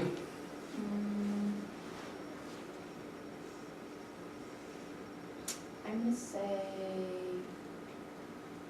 I'm gonna go- $1. no, not at all. Go ahead. I'm gonna go all out and say that the government's more progressive than I think they are, and that they pay some of it, and maybe you pay $100, but I think I'm wrong. I think I'm very, very wrong. You right there, yeah.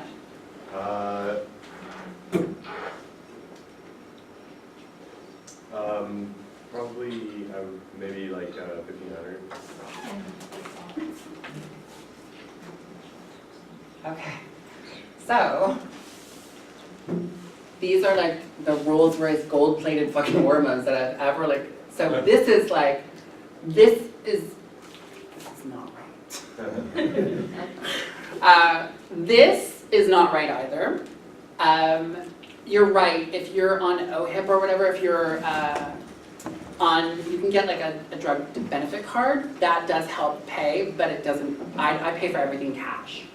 So my hormones for 3 months are just over $300 every 3 months, and I pay for that out of pocket. Yeah, and it's about the same price for testosterone. And now, if you're on like some sort of medical plan, it is covered. Like Sean, who I used to do this with, his were covered, and he paid like something like less than $100 because his dad was covered, and like so he had that whole thing. So yeah, so for 3 months I pay about $300 or just under that for my hormones. But it's worth it. Like I said, I take spironolactone, which is a testosterone inhibitor, and I take Premarin, which is horse piss. It's what it is. You can't call it anything else. You know? Top surgery for a trans man. Sure, go ahead. 5,000?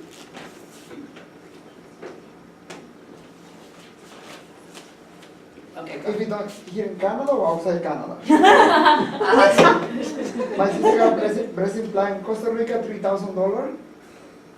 My friend Canada, she got breast implant last week, she paid $9,000 in Toronto. Your bill. Probably that right.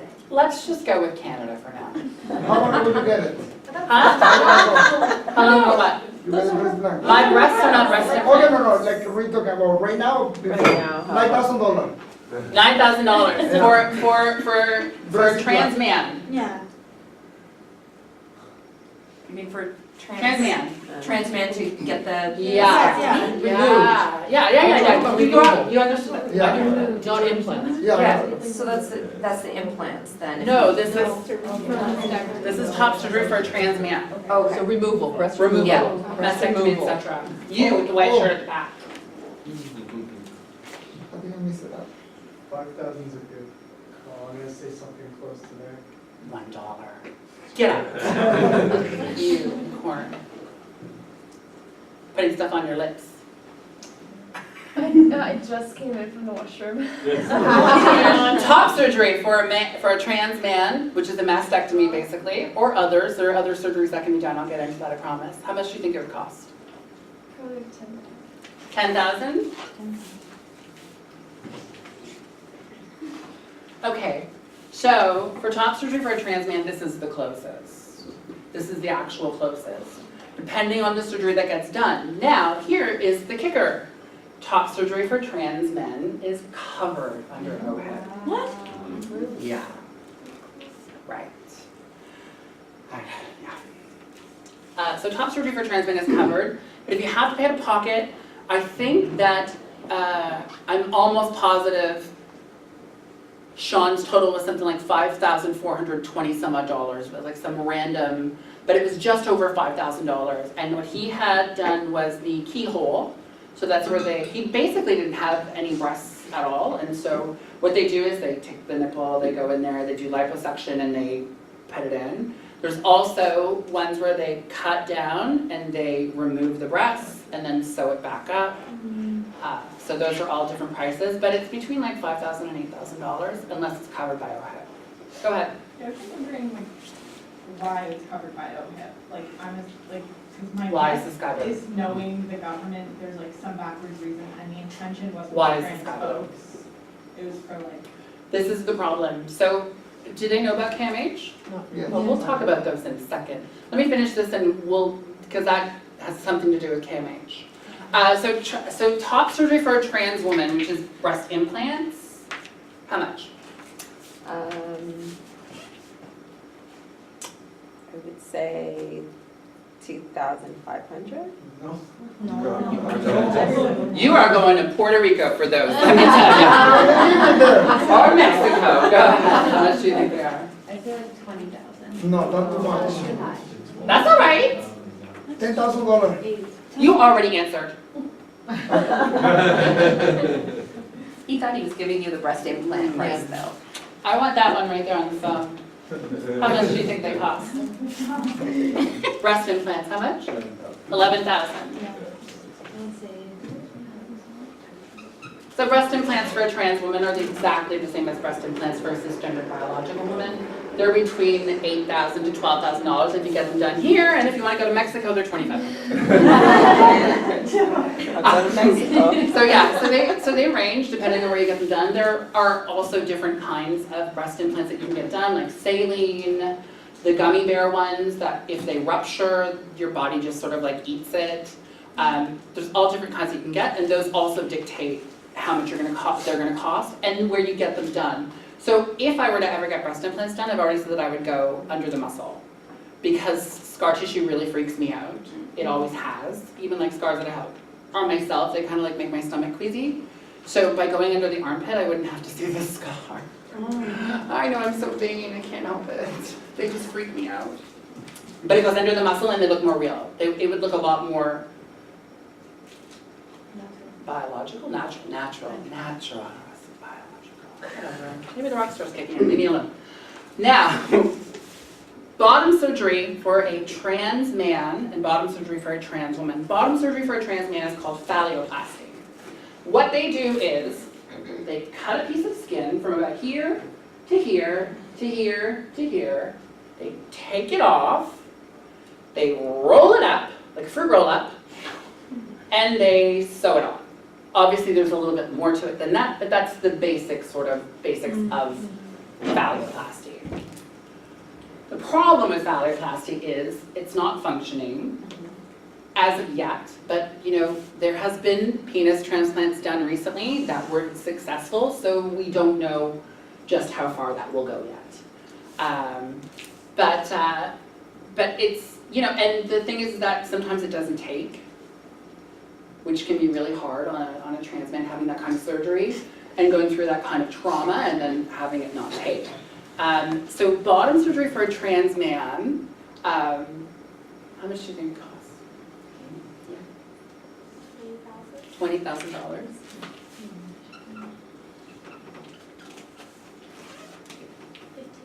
$15,000. Should have asked you first, so I got the numbers in the right order. You. 24. You, how much? 30,000, all right, that's better. Come on now, you have to play the game. Sheesh. So I said no $1. Okay, so get ready for this. Bottom surgery for a trans man, actual phalloplasty is $90,000. What? Is it covered or nowhere? No. Bottom surgery for a trans man is covered, but I think that there is like a thing that they have yet to actually do one. So they have yet to actually approve someone to do it, but it is covered. Does that make any sense? Does that, yeah. So it is approved. It is covered, but they have actually not approved anyone as of yet. But it's $90,000. And it may not take. Exactly, and it may not take. So what a lot of trans men do is what's called releasing the hood. Have you ever heard of that? Guys are like, yeah, cars, ugh. Everyone else is like, I don't get it. Not that kind of hood. Yeah, not that kind of hood. So what they do is they snip the clitoris, and it sort of releases the vulva. Is that the right word? I'm like, it releases everything, and it kind of creates a little baby dick. It's about that big. It's functioning. It does work. You can enjoy sex with it, and you can stand up and pee, but it doesn't really look like an actual penis. It just looks like something like that. But, Buck Angel, the #1 trans man porn star in the world, has just created sex toys for trans men who have had that done in order for them to have intercourse so that they can feel as though they have a penis, like an actual. So it's kind of cool, it's really fascinating, and it's brilliant. This man is like hot as fuck and beyond brilliant, the fact that he thought to create this for a market that needed it. So, is that good? Yeah? Answer the question? Oh, so it's like basically like a strap-on, but this sort of strap-on sort of works in a suction type that it would take the little bit that's there and bring it sort of inside, so that when you were having intercourse, it would give that sort of sensation that you were. Yeah. I'm so glad that I had to draw that word picture.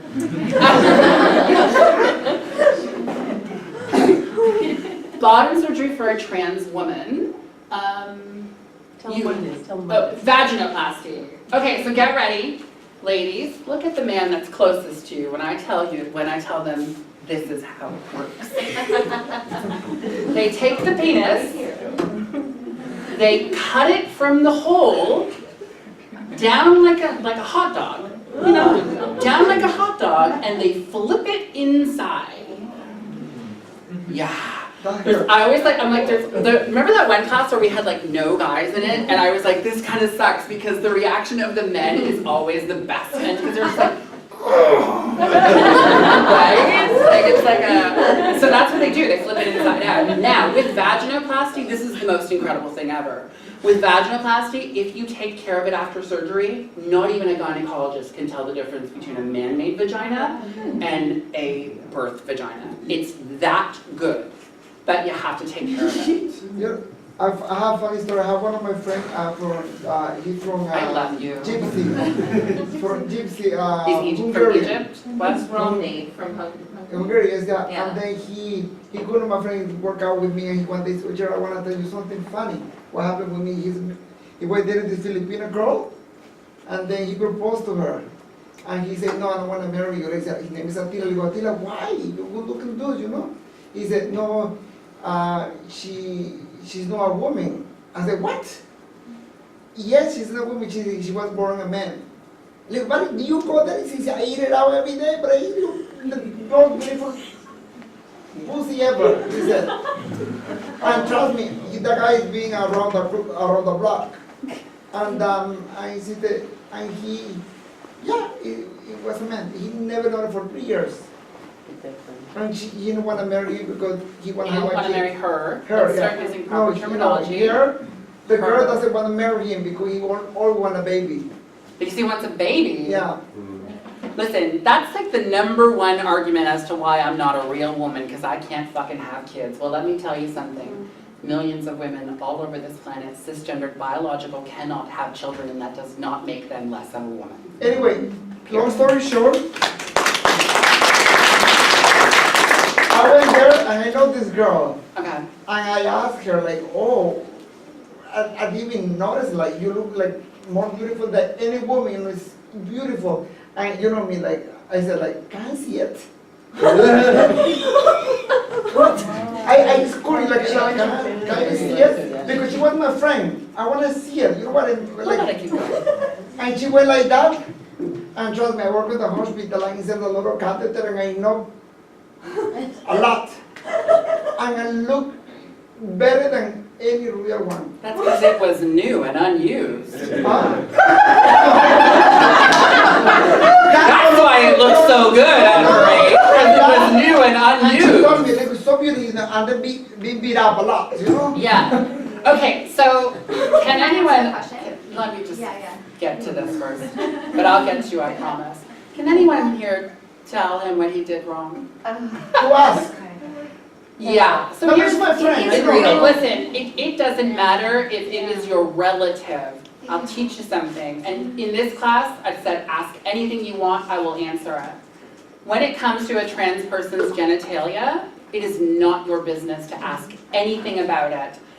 Asking if a trans person has had bottom surgery is not your business. It is their business. And on top of that, she said, do you want to see it? And she kind of offered it to me like, Well, you know why she probably did that? Because a lot of trans women have this sort of thing in the back of their head that if they don't prove that they've had bottom surgery somehow, that you're not going to see them as a woman. So of course she wants to show it to you because she wants you to still think of her as a woman. It's one of those, it's really, and if asking a trans woman whether she's had bottom surgery puts them in that sort of like predicament of, do I lie to them? Do I tell them the truth? If I don't tell them the truth and I lie to them, will they find out? If they find out, are they going to think less of me? Are they not going to think of me as a woman? It's a really difficult situation. I do love your story. It kind of sucks that that didn't work out. I was engaged once and he was a piece of shit. Another 3-named motherfucker. never 3 names. I should know. Ask your question and then I'd like to talk about bottom surgery for one. Go. Yeah, no, I was just wondering, because you mentioned that you have to take care of it. Yeah, so you know those glass dildos that are all like the new rage that just came out like a decade ago and all that other stuff? Well, for the past like 75 years, they've been using those as dilators for trans women. So you would insert the glass dilators, what they call they refer to as a dilator. It's a fucking dildo, so it doesn't really matter. You put it inside and in order to be able to create, so I love telling this So where does story. the sensation come from the top or from the... So depending on how the surgery is done, let's get into cost first, and then I'll explain that because that's a part of like surgery stuff. So bottom surgery for a trans woman, vaginoplasty, we all know how it's done. How much do you think it costs? Like $60,000? $60,000. I'm sort of already giving it away there, aren't I? What? That's cheating. I know, I'm sorry. I just didn't want another $1 fucking dollar. You at the very, very back. 40? $40,000? One more, who wants to go ahead? Let's say it's probably more yelling, so 100,000. Get out. You're obviously not paying attention to what I'm doing here. She's OCD. Okay. Try it again, pretty, go ahead. Let's go 15. $15,000. This was a working mark. Oh, there we go. Got the right side. So this is actually closest. It's $20,000. What can he say? He knows his way around pussy, man-made or not. It's about $20,000 depending on where you get it done. You can get it done in other places. Obviously, you can go to Thailand and get anything done for like $8,000. Do you know what I mean? But that's what it costs. Now, with bottom surgery, you were asking that. So with bottom surgery, so if you've had what's called an orchiectomy, does anyone know what that is? Where you have your balls removed. If you've had your balls removed, then they have to create sensation another way for the vagina. But if you haven't, they actually use tissue from your nuts, for lack of a better word, testicles, whatever. They use tissue from that to create sensation. So you can have an actual orgasm just like a biological woman can. But obviously with any other surgeries, there's times that it's not going to work exactly the way it's supposed to. But yeah, that's where the dilator and everything else comes into. So I have a friend who had bottom surgery done. She paid $20,000 to have a vagina to get fucked in the ass. Let me tell you why. She didn't use her fucking dilator. And the whole clothes. It didn't close, the wall collapsed. So you use the dilator to keep the wall up, to keep the scar tissue, to let it form the inside of the vaginal wall. Well, without using the dilator, it all collapsed, and so basically she paid $20,000 to be able to pee and squat. For nothing. Well, not for nothing, body dysmorphic disorder, Well, I'm yeah. sure that she could look in the mirror and see a pussy, but I can stick my balls Not inside my like thing, stick my that. dick up my ass and see a pussy when I look in the mirror too. I'm just saying. What a waste. You cannot use nothing. Yeah, There's she, no way well, like she this? can't use the front. She can't use the front. Yeah. Like, Maybe she not can't use, like, no. you know, those No, the micropenis tissue, guys? like, the tissue collapsed. She has no, she can't use the front for anything but What a basically waste. to pee. Exactly, $20,000. If you have it, use it, you know? Exactly. That's where I come from. That's the school I went to. Do you That's why I have make porn. to, do you have to use the dilator? I think it's like 6 to 14 months. You have to use it for a Okay. really long time. Right. And each dilator is different sort of diameters, etc. And you have to turn it so many times during the day. Hold on one second, honey, I have a question over here. And then I'll get to you, and then I'll get to you. Go. Yeah, that was gonna ask. Okay. Go. Yeah, you're on. Oh, I'm sorry, am I interrupting your drink? I could get to this one. Mandy Moore. I was just gonna ask it, like, to be honest, I don't really know what a dilator is. Like, I know, how do you store? It's a glass dildo. Okay, and so you just like, folks So- keep it inside of them to ensure They that. turn it, so dilated, you would dilate something, right? So you're dilating, so you turn it. So that's what the dilator is, right? But that's what they call it. They would just call it, it's basically a glass dildo that you turn around, but it's called a dilator because you would dial it. So it's like once or twice a day you would just use it? Yeah. No, it stays in. Oh, Stays in it to stays- create the, and then it, I saw two hands come out. 1 second, That go. makes better sense. Just wanted to know, is there? Oh, just one question this time? Yes, one question. Have you ever considered doing the surgery? Yeah, when I was young, I really didn't like what I looked at. It took me an incredibly long time to come to terms with the fact that, like I said earlier, some women have vaginas and some don't. And at the moment, and I say this all the time, at the moment, I'm very comfortable with what I have. That doesn't mean that 5 years down the line, I might not still be comfortable. Does that make sense? Yeah. I very well in 5 years could change my mind and be like, I want to have bottom surgery. But right now, I'm comfortable with it. I've come to terms with it, and I mean, I don't see it as something that's, with the way the world has changed and all the education that has come out and the way the world is being so much more progressive, I don't see that there's anything wrong with it. And if a guy doesn't want to date me because of Yeah. it, it's just because it's smaller. I had 2 hands come up over here. I saw, none? Oh, you, I saw your hand, go ahead. Well, my question before was how long do you keep the dilator in? Because I mean. You keep it in, I don't know if you keep it in overnight or you keep it in during the day. I know that it's a very long periods of time. It's not, I think you take it out just to urinate and then it goes back in. Yeah. Yeah, like there's one that you sleep with and there's one that you would use during the day that. It's like getting a retainer when you have braces. Yeah, exactly. That's brilliant. Yeah. I'm so gonna use that. It's exactly like Yeah. a retainer, like you. I didn't use my retainer enough afterwards and my teeth are partially gone back. It's a similar, Fuckery. I know, but you know, I was 15, so. Go ahead. So, I was wondering if you've noticed a difference, like, from like a lot of folks that I've spoken to, like especially trans men, they've said they've seen a difference in the way they've been treated in the world, like through the perspective of being a male. Well, yeah, because there's male privilege, right? Yeah, so I was just wondering, like, if you can speak to that at all? Well, I think that's one of the reasons why a lot of heterosexual, cisgendered, heteronormative male men have such an issue with trans women because they're giving up their man privilege to become a woman, and that's because they see women as less than. So yeah, I think that's something that Will, did you ever meet Will? No, So I that's something that my old co-facilitator many, many years ago, he talked about the fact that the male privilege, he was kind of a stockier guy, and he would, at night, if a woman was walking towards him, he would go out of his way to cross the street so that she would feel comfortable because he recognized that level of male privilege that he had. And so I think for me, my female privilege comes in being able to blend. And I have noticed that over the years that I blend in a lot more, and even though the tattoos, people still, yeah. Is that good? Does that answer your question? Anything else? Am I forget? Surgery. Oh. Not See? yours, you can be yours.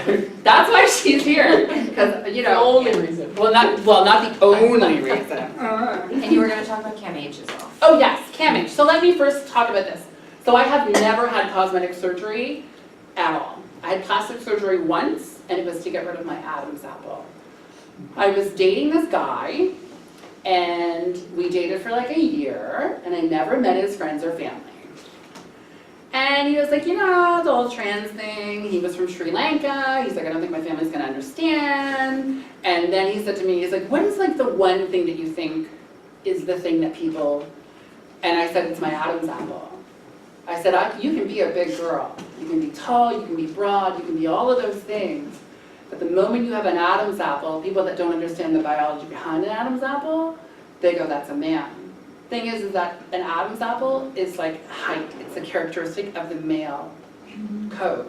So you can be a 6'1" woman, biological, with an Adam's apple. It's just part of that code. And it was something that would always make me really uncomfortable. And so he was like, okay, let's get rid of it. And I was like, what? He was like, well, if that's, I should have got tits. I mean, I thought about it afterwards. I was like, so, to get rid of my Adam's apple, it was day surgery. I do a video on it on my YouTube channel. And what they do is so there is a scar there that you really can't see too much of now. But what they did was, they slice it where there's supposed to be a bit of a wrinkle so that it doesn't look like there's anything there.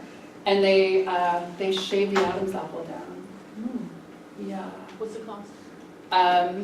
The cost for me was $10,000, which is like what I said, I should have got myself a set of tits. Could have had an extra $2,000 to play with. Just saying. It cost $10,000. There's other surgeries like facial feminization where they can shave down the jaw and they fix the nose and all that other stuff. The problem I find with a lot of those surgeries is that every trans woman comes out looking exactly the same. Like they all picked the same nose, and they all picked the same lips, and they all picked the same cheek implants, and they all look exactly the same. So yeah. So I had that done, but that's the only surgery that I've had. And my reasoning for not wanting to go with more surgery is I look like my mom.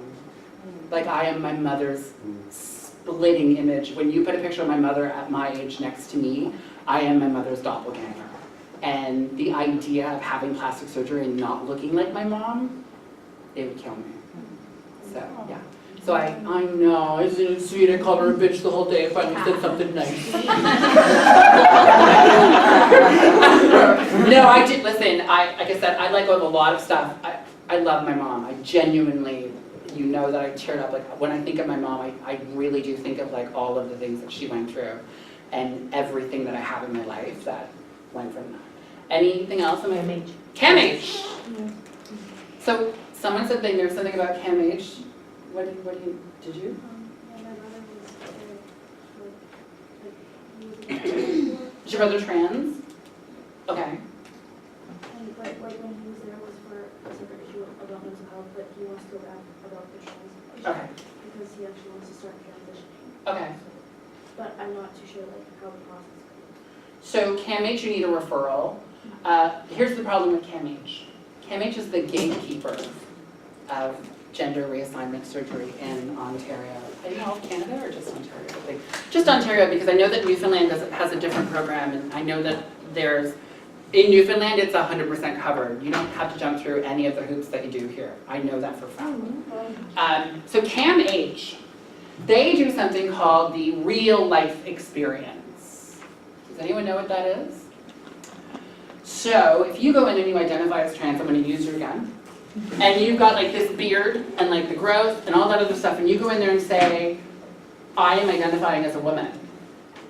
So what they do is they tell you, you now have to start living as a woman every day. You have to come out to your employer as trans, to come out to your family as trans, and for the first year you don't get hormones. So it gets worse, don't worry, it gets a lot fucking worse than that. So for an entire year you have to live as a woman. No hormones, no surgery, no nothing. And you have to provide documentation that you have come out to your employer and come out to your family. After 1 year at CAMH with the real life experience, the doctor can tell you that you're not ready and that you need to do it for another year. Right. Suicide rate among transgender people is 9 times higher than any other demographic in the entire world. I'm just saying. The idea, like my skin crawls, and it has always crawled when I talk about this, the idea that someone else can tell you what your gender is freaks me the fuck out. It freaks me out. And the idea that they are the gatekeepers also freaks me out. Now, I will give them credit. They have started to change.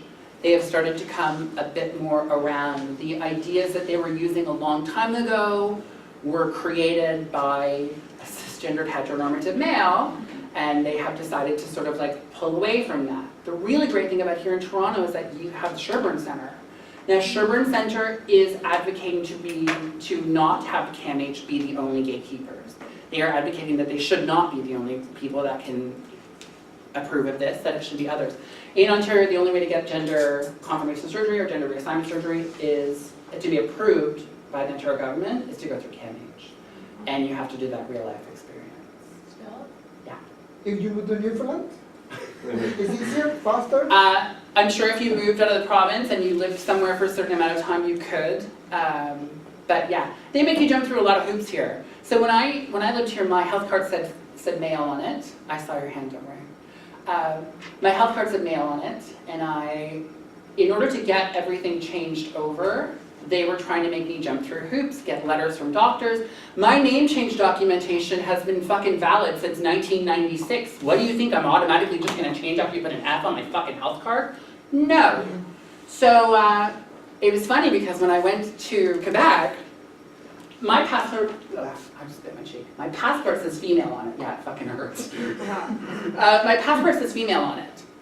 When I went in to get my passport done, I remember the first time I talked about this in the class.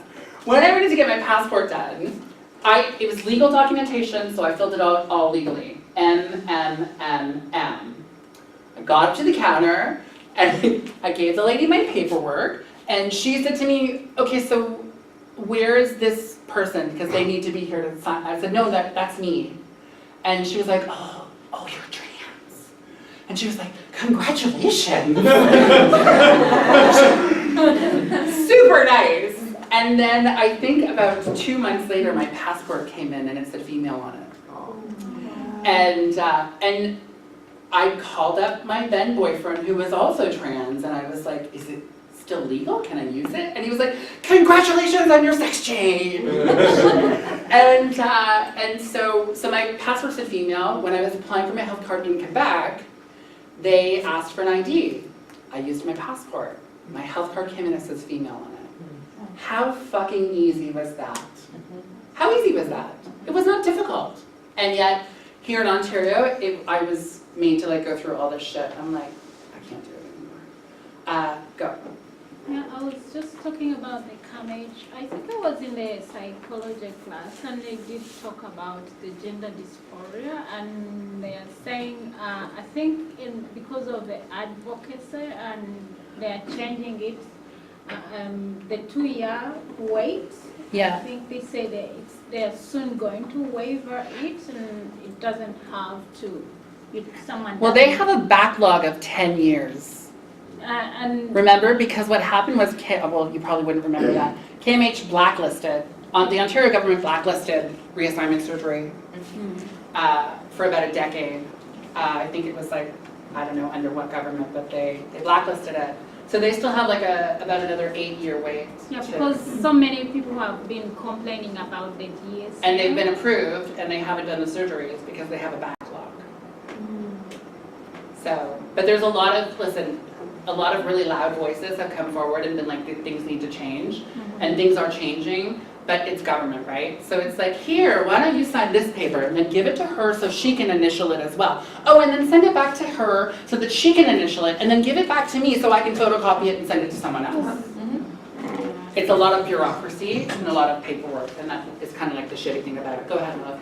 Also, to get to CAMH and receive any kind of treatment at all, Yeah. Don't you also need to like be diagnosed as gender dysphoric? So basically like you need to be presenting as like, I'm fucked up from this basically, and you can't, there's no like way to just be like, I'm happy and healthy, I understand this about myself. Yeah, there's nothing Do it. wrong with me. Yeah. Well, that's sort of like that was like one of the big things about it being at KMH, right? The Center for Mental Health, like this is not, like that's not That's what, not that. you know. And also the worst thing about KMH is, you know that you can't represent as queer. So if you're a trans woman, you can't say that you're a lesbian. You have to represent as heterosexual. Wow. And if you're a trans man, you can't represent as a gay man. You have to say that you're heterosexual. That has been their rule as always. That's never changed. I wonder what my neighbor had to do. She just got reassignment. It is fucked up. You have to lie. You basically have to lie. You have to go in there and you have to play the game. It's like a giant game of Risk that you have to play, and you have to be very calculating about what your answers are, No wonder I knowing didn't. that the stuff that comes out of it can be, No wonder I didn't know. Right? yeah, She probably like was like, it's not safe for me to share. it's a lot of bullshit to go through. It really is. I think I saw a hand up back there first, and then I'll get you to come up. And do you have a question? Okay, I'll get you as well. Go. So I don't really understand the reasoning behind having to say that you're straight, depending on. Honey, this goes back to the question earlier when I said, why is the sky blue? No one knows. This whole real life situation and all these other tests were created by a cisgendered heteronormative male who doesn't fucking know transgender from his asshole. What's his name again? I don't know. I can't remember his fucking name. I don't know. Hmm? It's got 3 names. Yeah, you know what I mean? Of course he He probably does. Just saying, he probably has 3 names. But yeah, it's one of those things that like, you know, there is a surgeon in the United States who's transgender who performs trans surgeries, and she should be the one leading an institution like this. Doctors like her should be the ones leading these institutions, not cisgendered heteronormative males. And that's not to say that cisgendered heteronormative males can't be allies and can't be there for the queer community and the trans community. That's not what I'm saying. But when it comes to my body and being trans, it's smarter to have a trans doctor telling me things that are going on. And oddly enough, I'm going to respect that doctor more because they've been through my journey and they get it, you know? Your question, and then I got your question. Go. I just wanted to ask if that was part of your rationale for making the move to Quebec. Yeah, same question, yeah. My rationale for moving to Quebec was my ex-boyfriend curb stomped me Oh. in my own home, beat the shit out of me, destroyed my condo, and it had gone on for months, and I got to a point where I didn't want to be a statistic. The moment that he paid for my surgery, I became his property. And that sort of screwed things over. And he became very physical. And I got to a point where, this sounds so cliche, I just couldn't see any more sunshine in Toronto. I just couldn't. I could go out on the most beautiful day and I just could not see the sunshine in it. I just was like withdrawn. And I had been to Paris in 2013 and I thought to myself, I would love to retire to Paris. And then the opportunity came that I had some money come in and I thought I'm moving. I also have high anxiety and I'm on antidepressants, so the idea of moving anywhere was kind of freaking me out. But I had sort of put my mind to it and I was like, I'm leaving. And Quebec, even though I was born in Cornwall, which is just outside of Quebec, Quebec was the one place that didn't have any memories. And I thought to myself, first heal here and get all of this shit dealt with, and then leave that baggage and start somewhere new and put some new memories in there. So that's why I moved to. And how are you feeling there? Well, for a little while there, I was a little like put off. I was a little, you know, I've learned j'ai mon propre sac. Désolé, mon français n'est pas bon. I've learned some things. The problem is that my last name is on every fucking building in Quebec. My last name is Lauzon, and it is literally on every building in Quebec. And so the moment that someone sees my credit card and they see Lauzon, they immediately start speaking perfect French, which is why I very quickly, désolé, mon français n'est pas bon. Yes. I've recently sort of like come out of my shell. I went through like a really dark period where I was drinking a 1.14 liter bottle of like spiced rum a night for like a couple of weeks. And it got to a point where like I just was like, okay, it's time to like suck it up. Like I said, 6 days ago I had that moment where I thought I wanted to die again, and I was like, this isn't cute. So everything is getting a little bit better. I'm really lucky that I have a dog. I used to have two. One of them died in December. Oh, sorry. No. Listen, he was 17. He was 17. He was a Yorkie. They usually only live 12 to 13. So the fact that he was 17, even the vet was like, he was a very lucky dog. Now I have a dog and a cat. Fifi was a rescue. This is gonna be like a weird story, but I have to say it. The night that I put my dog down, I dreamt of a black and gray tabby. I can't remember when I woke up why the cat was there. I just remembered this black and gray tabby. I remembered it being there. Talking to my friend here, Stephen, in Toronto, and he said that his boss was bringing over a cat for him to like take care of. The cat's name was Nachos. That's great. Isn't it a great name? He said the cat's name was Nachos. So like 2 days goes by, and he calls me up and he's like, oh, so the cat thing didn't go through. Apparently the kids found out that this cat was coming here. And I was like, oh, that sucks. And then that night, I was cooking chicken. Anyone who has a dog knows that there's certain meats that your dog is going to be at your feet when you're cooking it. Even if they don't get it, because I don't feed him human food, but he still sits there like, oh, she's going to drop it. If I just like move around quickly enough, she'll trip, she'll drop something, I got it. And that night while I was cooking chicken, Charlie, my dog, was in his kennel facing the wall. I didn't put him in there. I didn't tell him to go in there, but he was in the kennel facing the wall, very lethargic. And it was in that moment right there that I said, okay, you need a friend. And I went on the SPCA Montreal website. I'm getting goosebumps. What do I see on the very first page? Is a gray and black tabby. And I kid you fucking not, its name was Nachos. Right? Like my whole body, like even still now, whenever I tell this story, my whole body like goes tingling. So I get to the SPCA, Nachos had just had his nuts cut off, so he wasn't available for adoption. So I started looking around, and I got upstairs to the second floor where they had kept cats that needed to be a little more social and couldn't be kept in like a kennel. They needed to be out and roaming around. And I looked around and there were great cats there, and then I looked at this one kennel and it had a picture of a cat on it instead of the cat in it. And I looked and I was like, where's that cat? It was a black and gray tabby. She's downstairs, her name is Fifi. She has the Cleese virus, which is a rhinovirus for cats, a really bad one, it's very contagious. And I said, is she available for adoption? I said, I have a dog, and they were like, yeah. And I said, I want to see her. I kid you not, I went downstairs and I looked at this cat, and instantly I was like, that's my cat. I brought her home. She came out of her kennel, went straight up onto the bed where Lucky used to sleep and lie down. Charlie went up with her, and they have been best friends ever since. How crazy is that? Like, and she was a stray. And by the way, my cat and my dog have their own fucking Instagram that people like follow and comment on.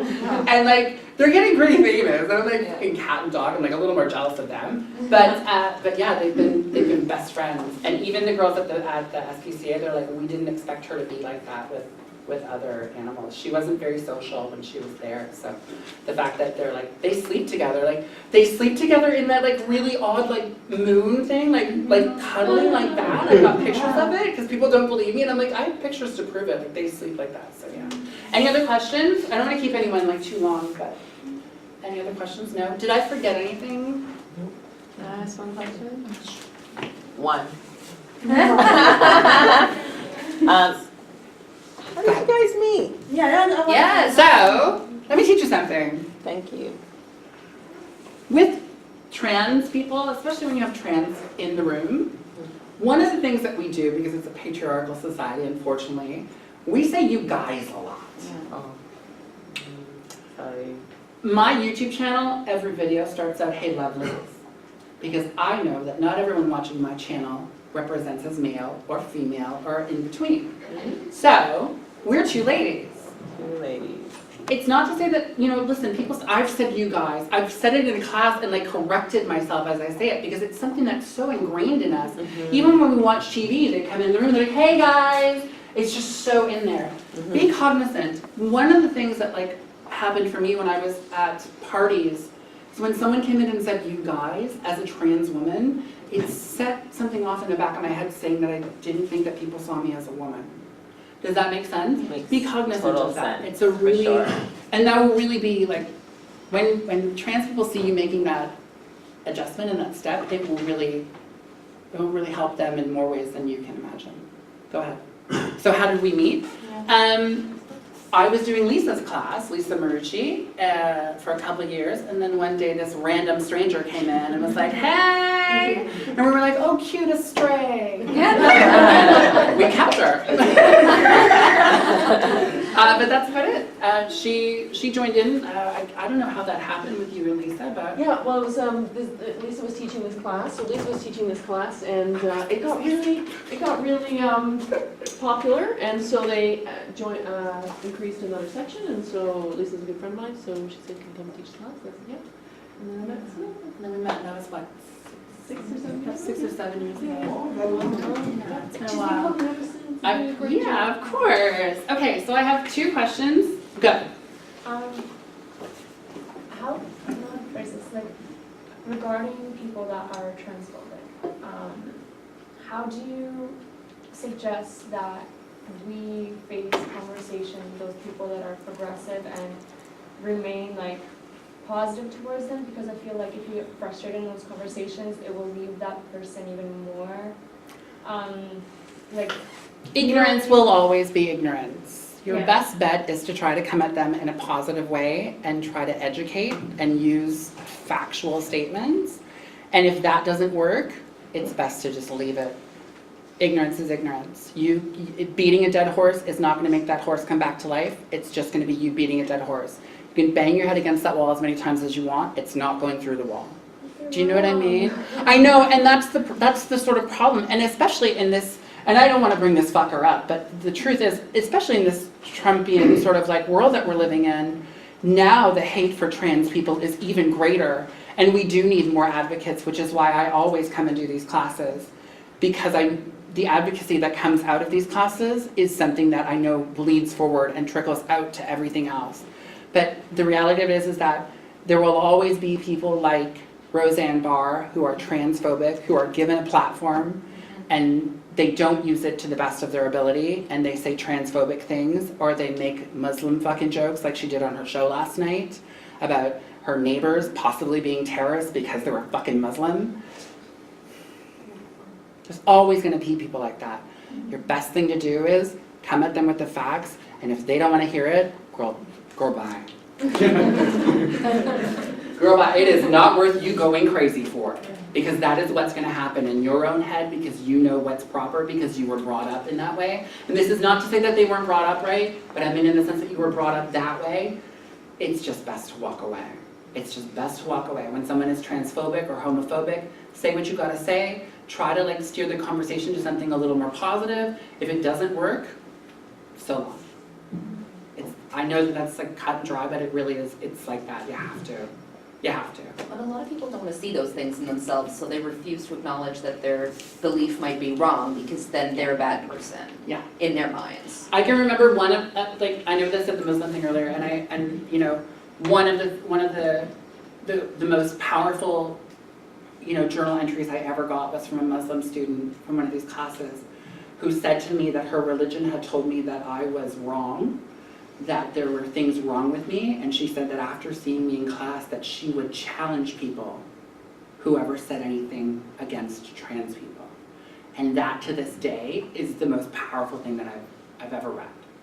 Because that to me says that something that we're doing here, it is going forward.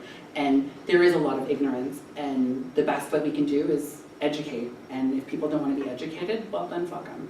It's just not worth it. It's not worth your energy. Go ahead, Mila. So I apologize, this is a personal question. Part of the coursework is weekly presentations, and our group actually decided to do trials towards trans sex workers. Okay. So we're just wondering about your experience with that, if you experienced a lot of violence in your line of work? I started escorting a little while ago. I started escorting a long time ago because there's a safety in escorting. People come into my home, they're vetted as they come into my home, there's a safety there. Also, I have security cameras in my home, and every single person that enters into my home, my camera is motion activated, they're recorded for the first 30 seconds. So I take that safety precaution in. When I was young and working the street, there was a lot of like harassment, and I was arrested for prostitution when I was a teenager. But I can't really speak to like a lot of violence towards myself, but I can speak to having friends that have been beat up on the street, especially here on Maitland Street when girls used to work down there. I don't know if they still do. It's been a very long time since I've, but they're still Home with them. Right, exactly. So, do you know what I mean? I can remember, like, I had a friend of mine who was down there and she got beat up and, like, came down Church Street all bloodied up. She'd just been beat up by, like, a truckload of guys. And it's there and it happens. But the thing about it is that, and I am in no way normalizing, not in any fucking sense of the word, sex worker attack is not just a trans thing, it is a sex worker thing. And it's about power. And unfortunately, some people, their ignorance level and their power gets the best of them and they take it out in the wrong way. Luckily enough, I'm 6'1", just over 200 pounds, and I know how to fight. And the last guy that picked a fight with me did not come out the other end very well. Anything else? That's it? Thank you. Fucking awesome!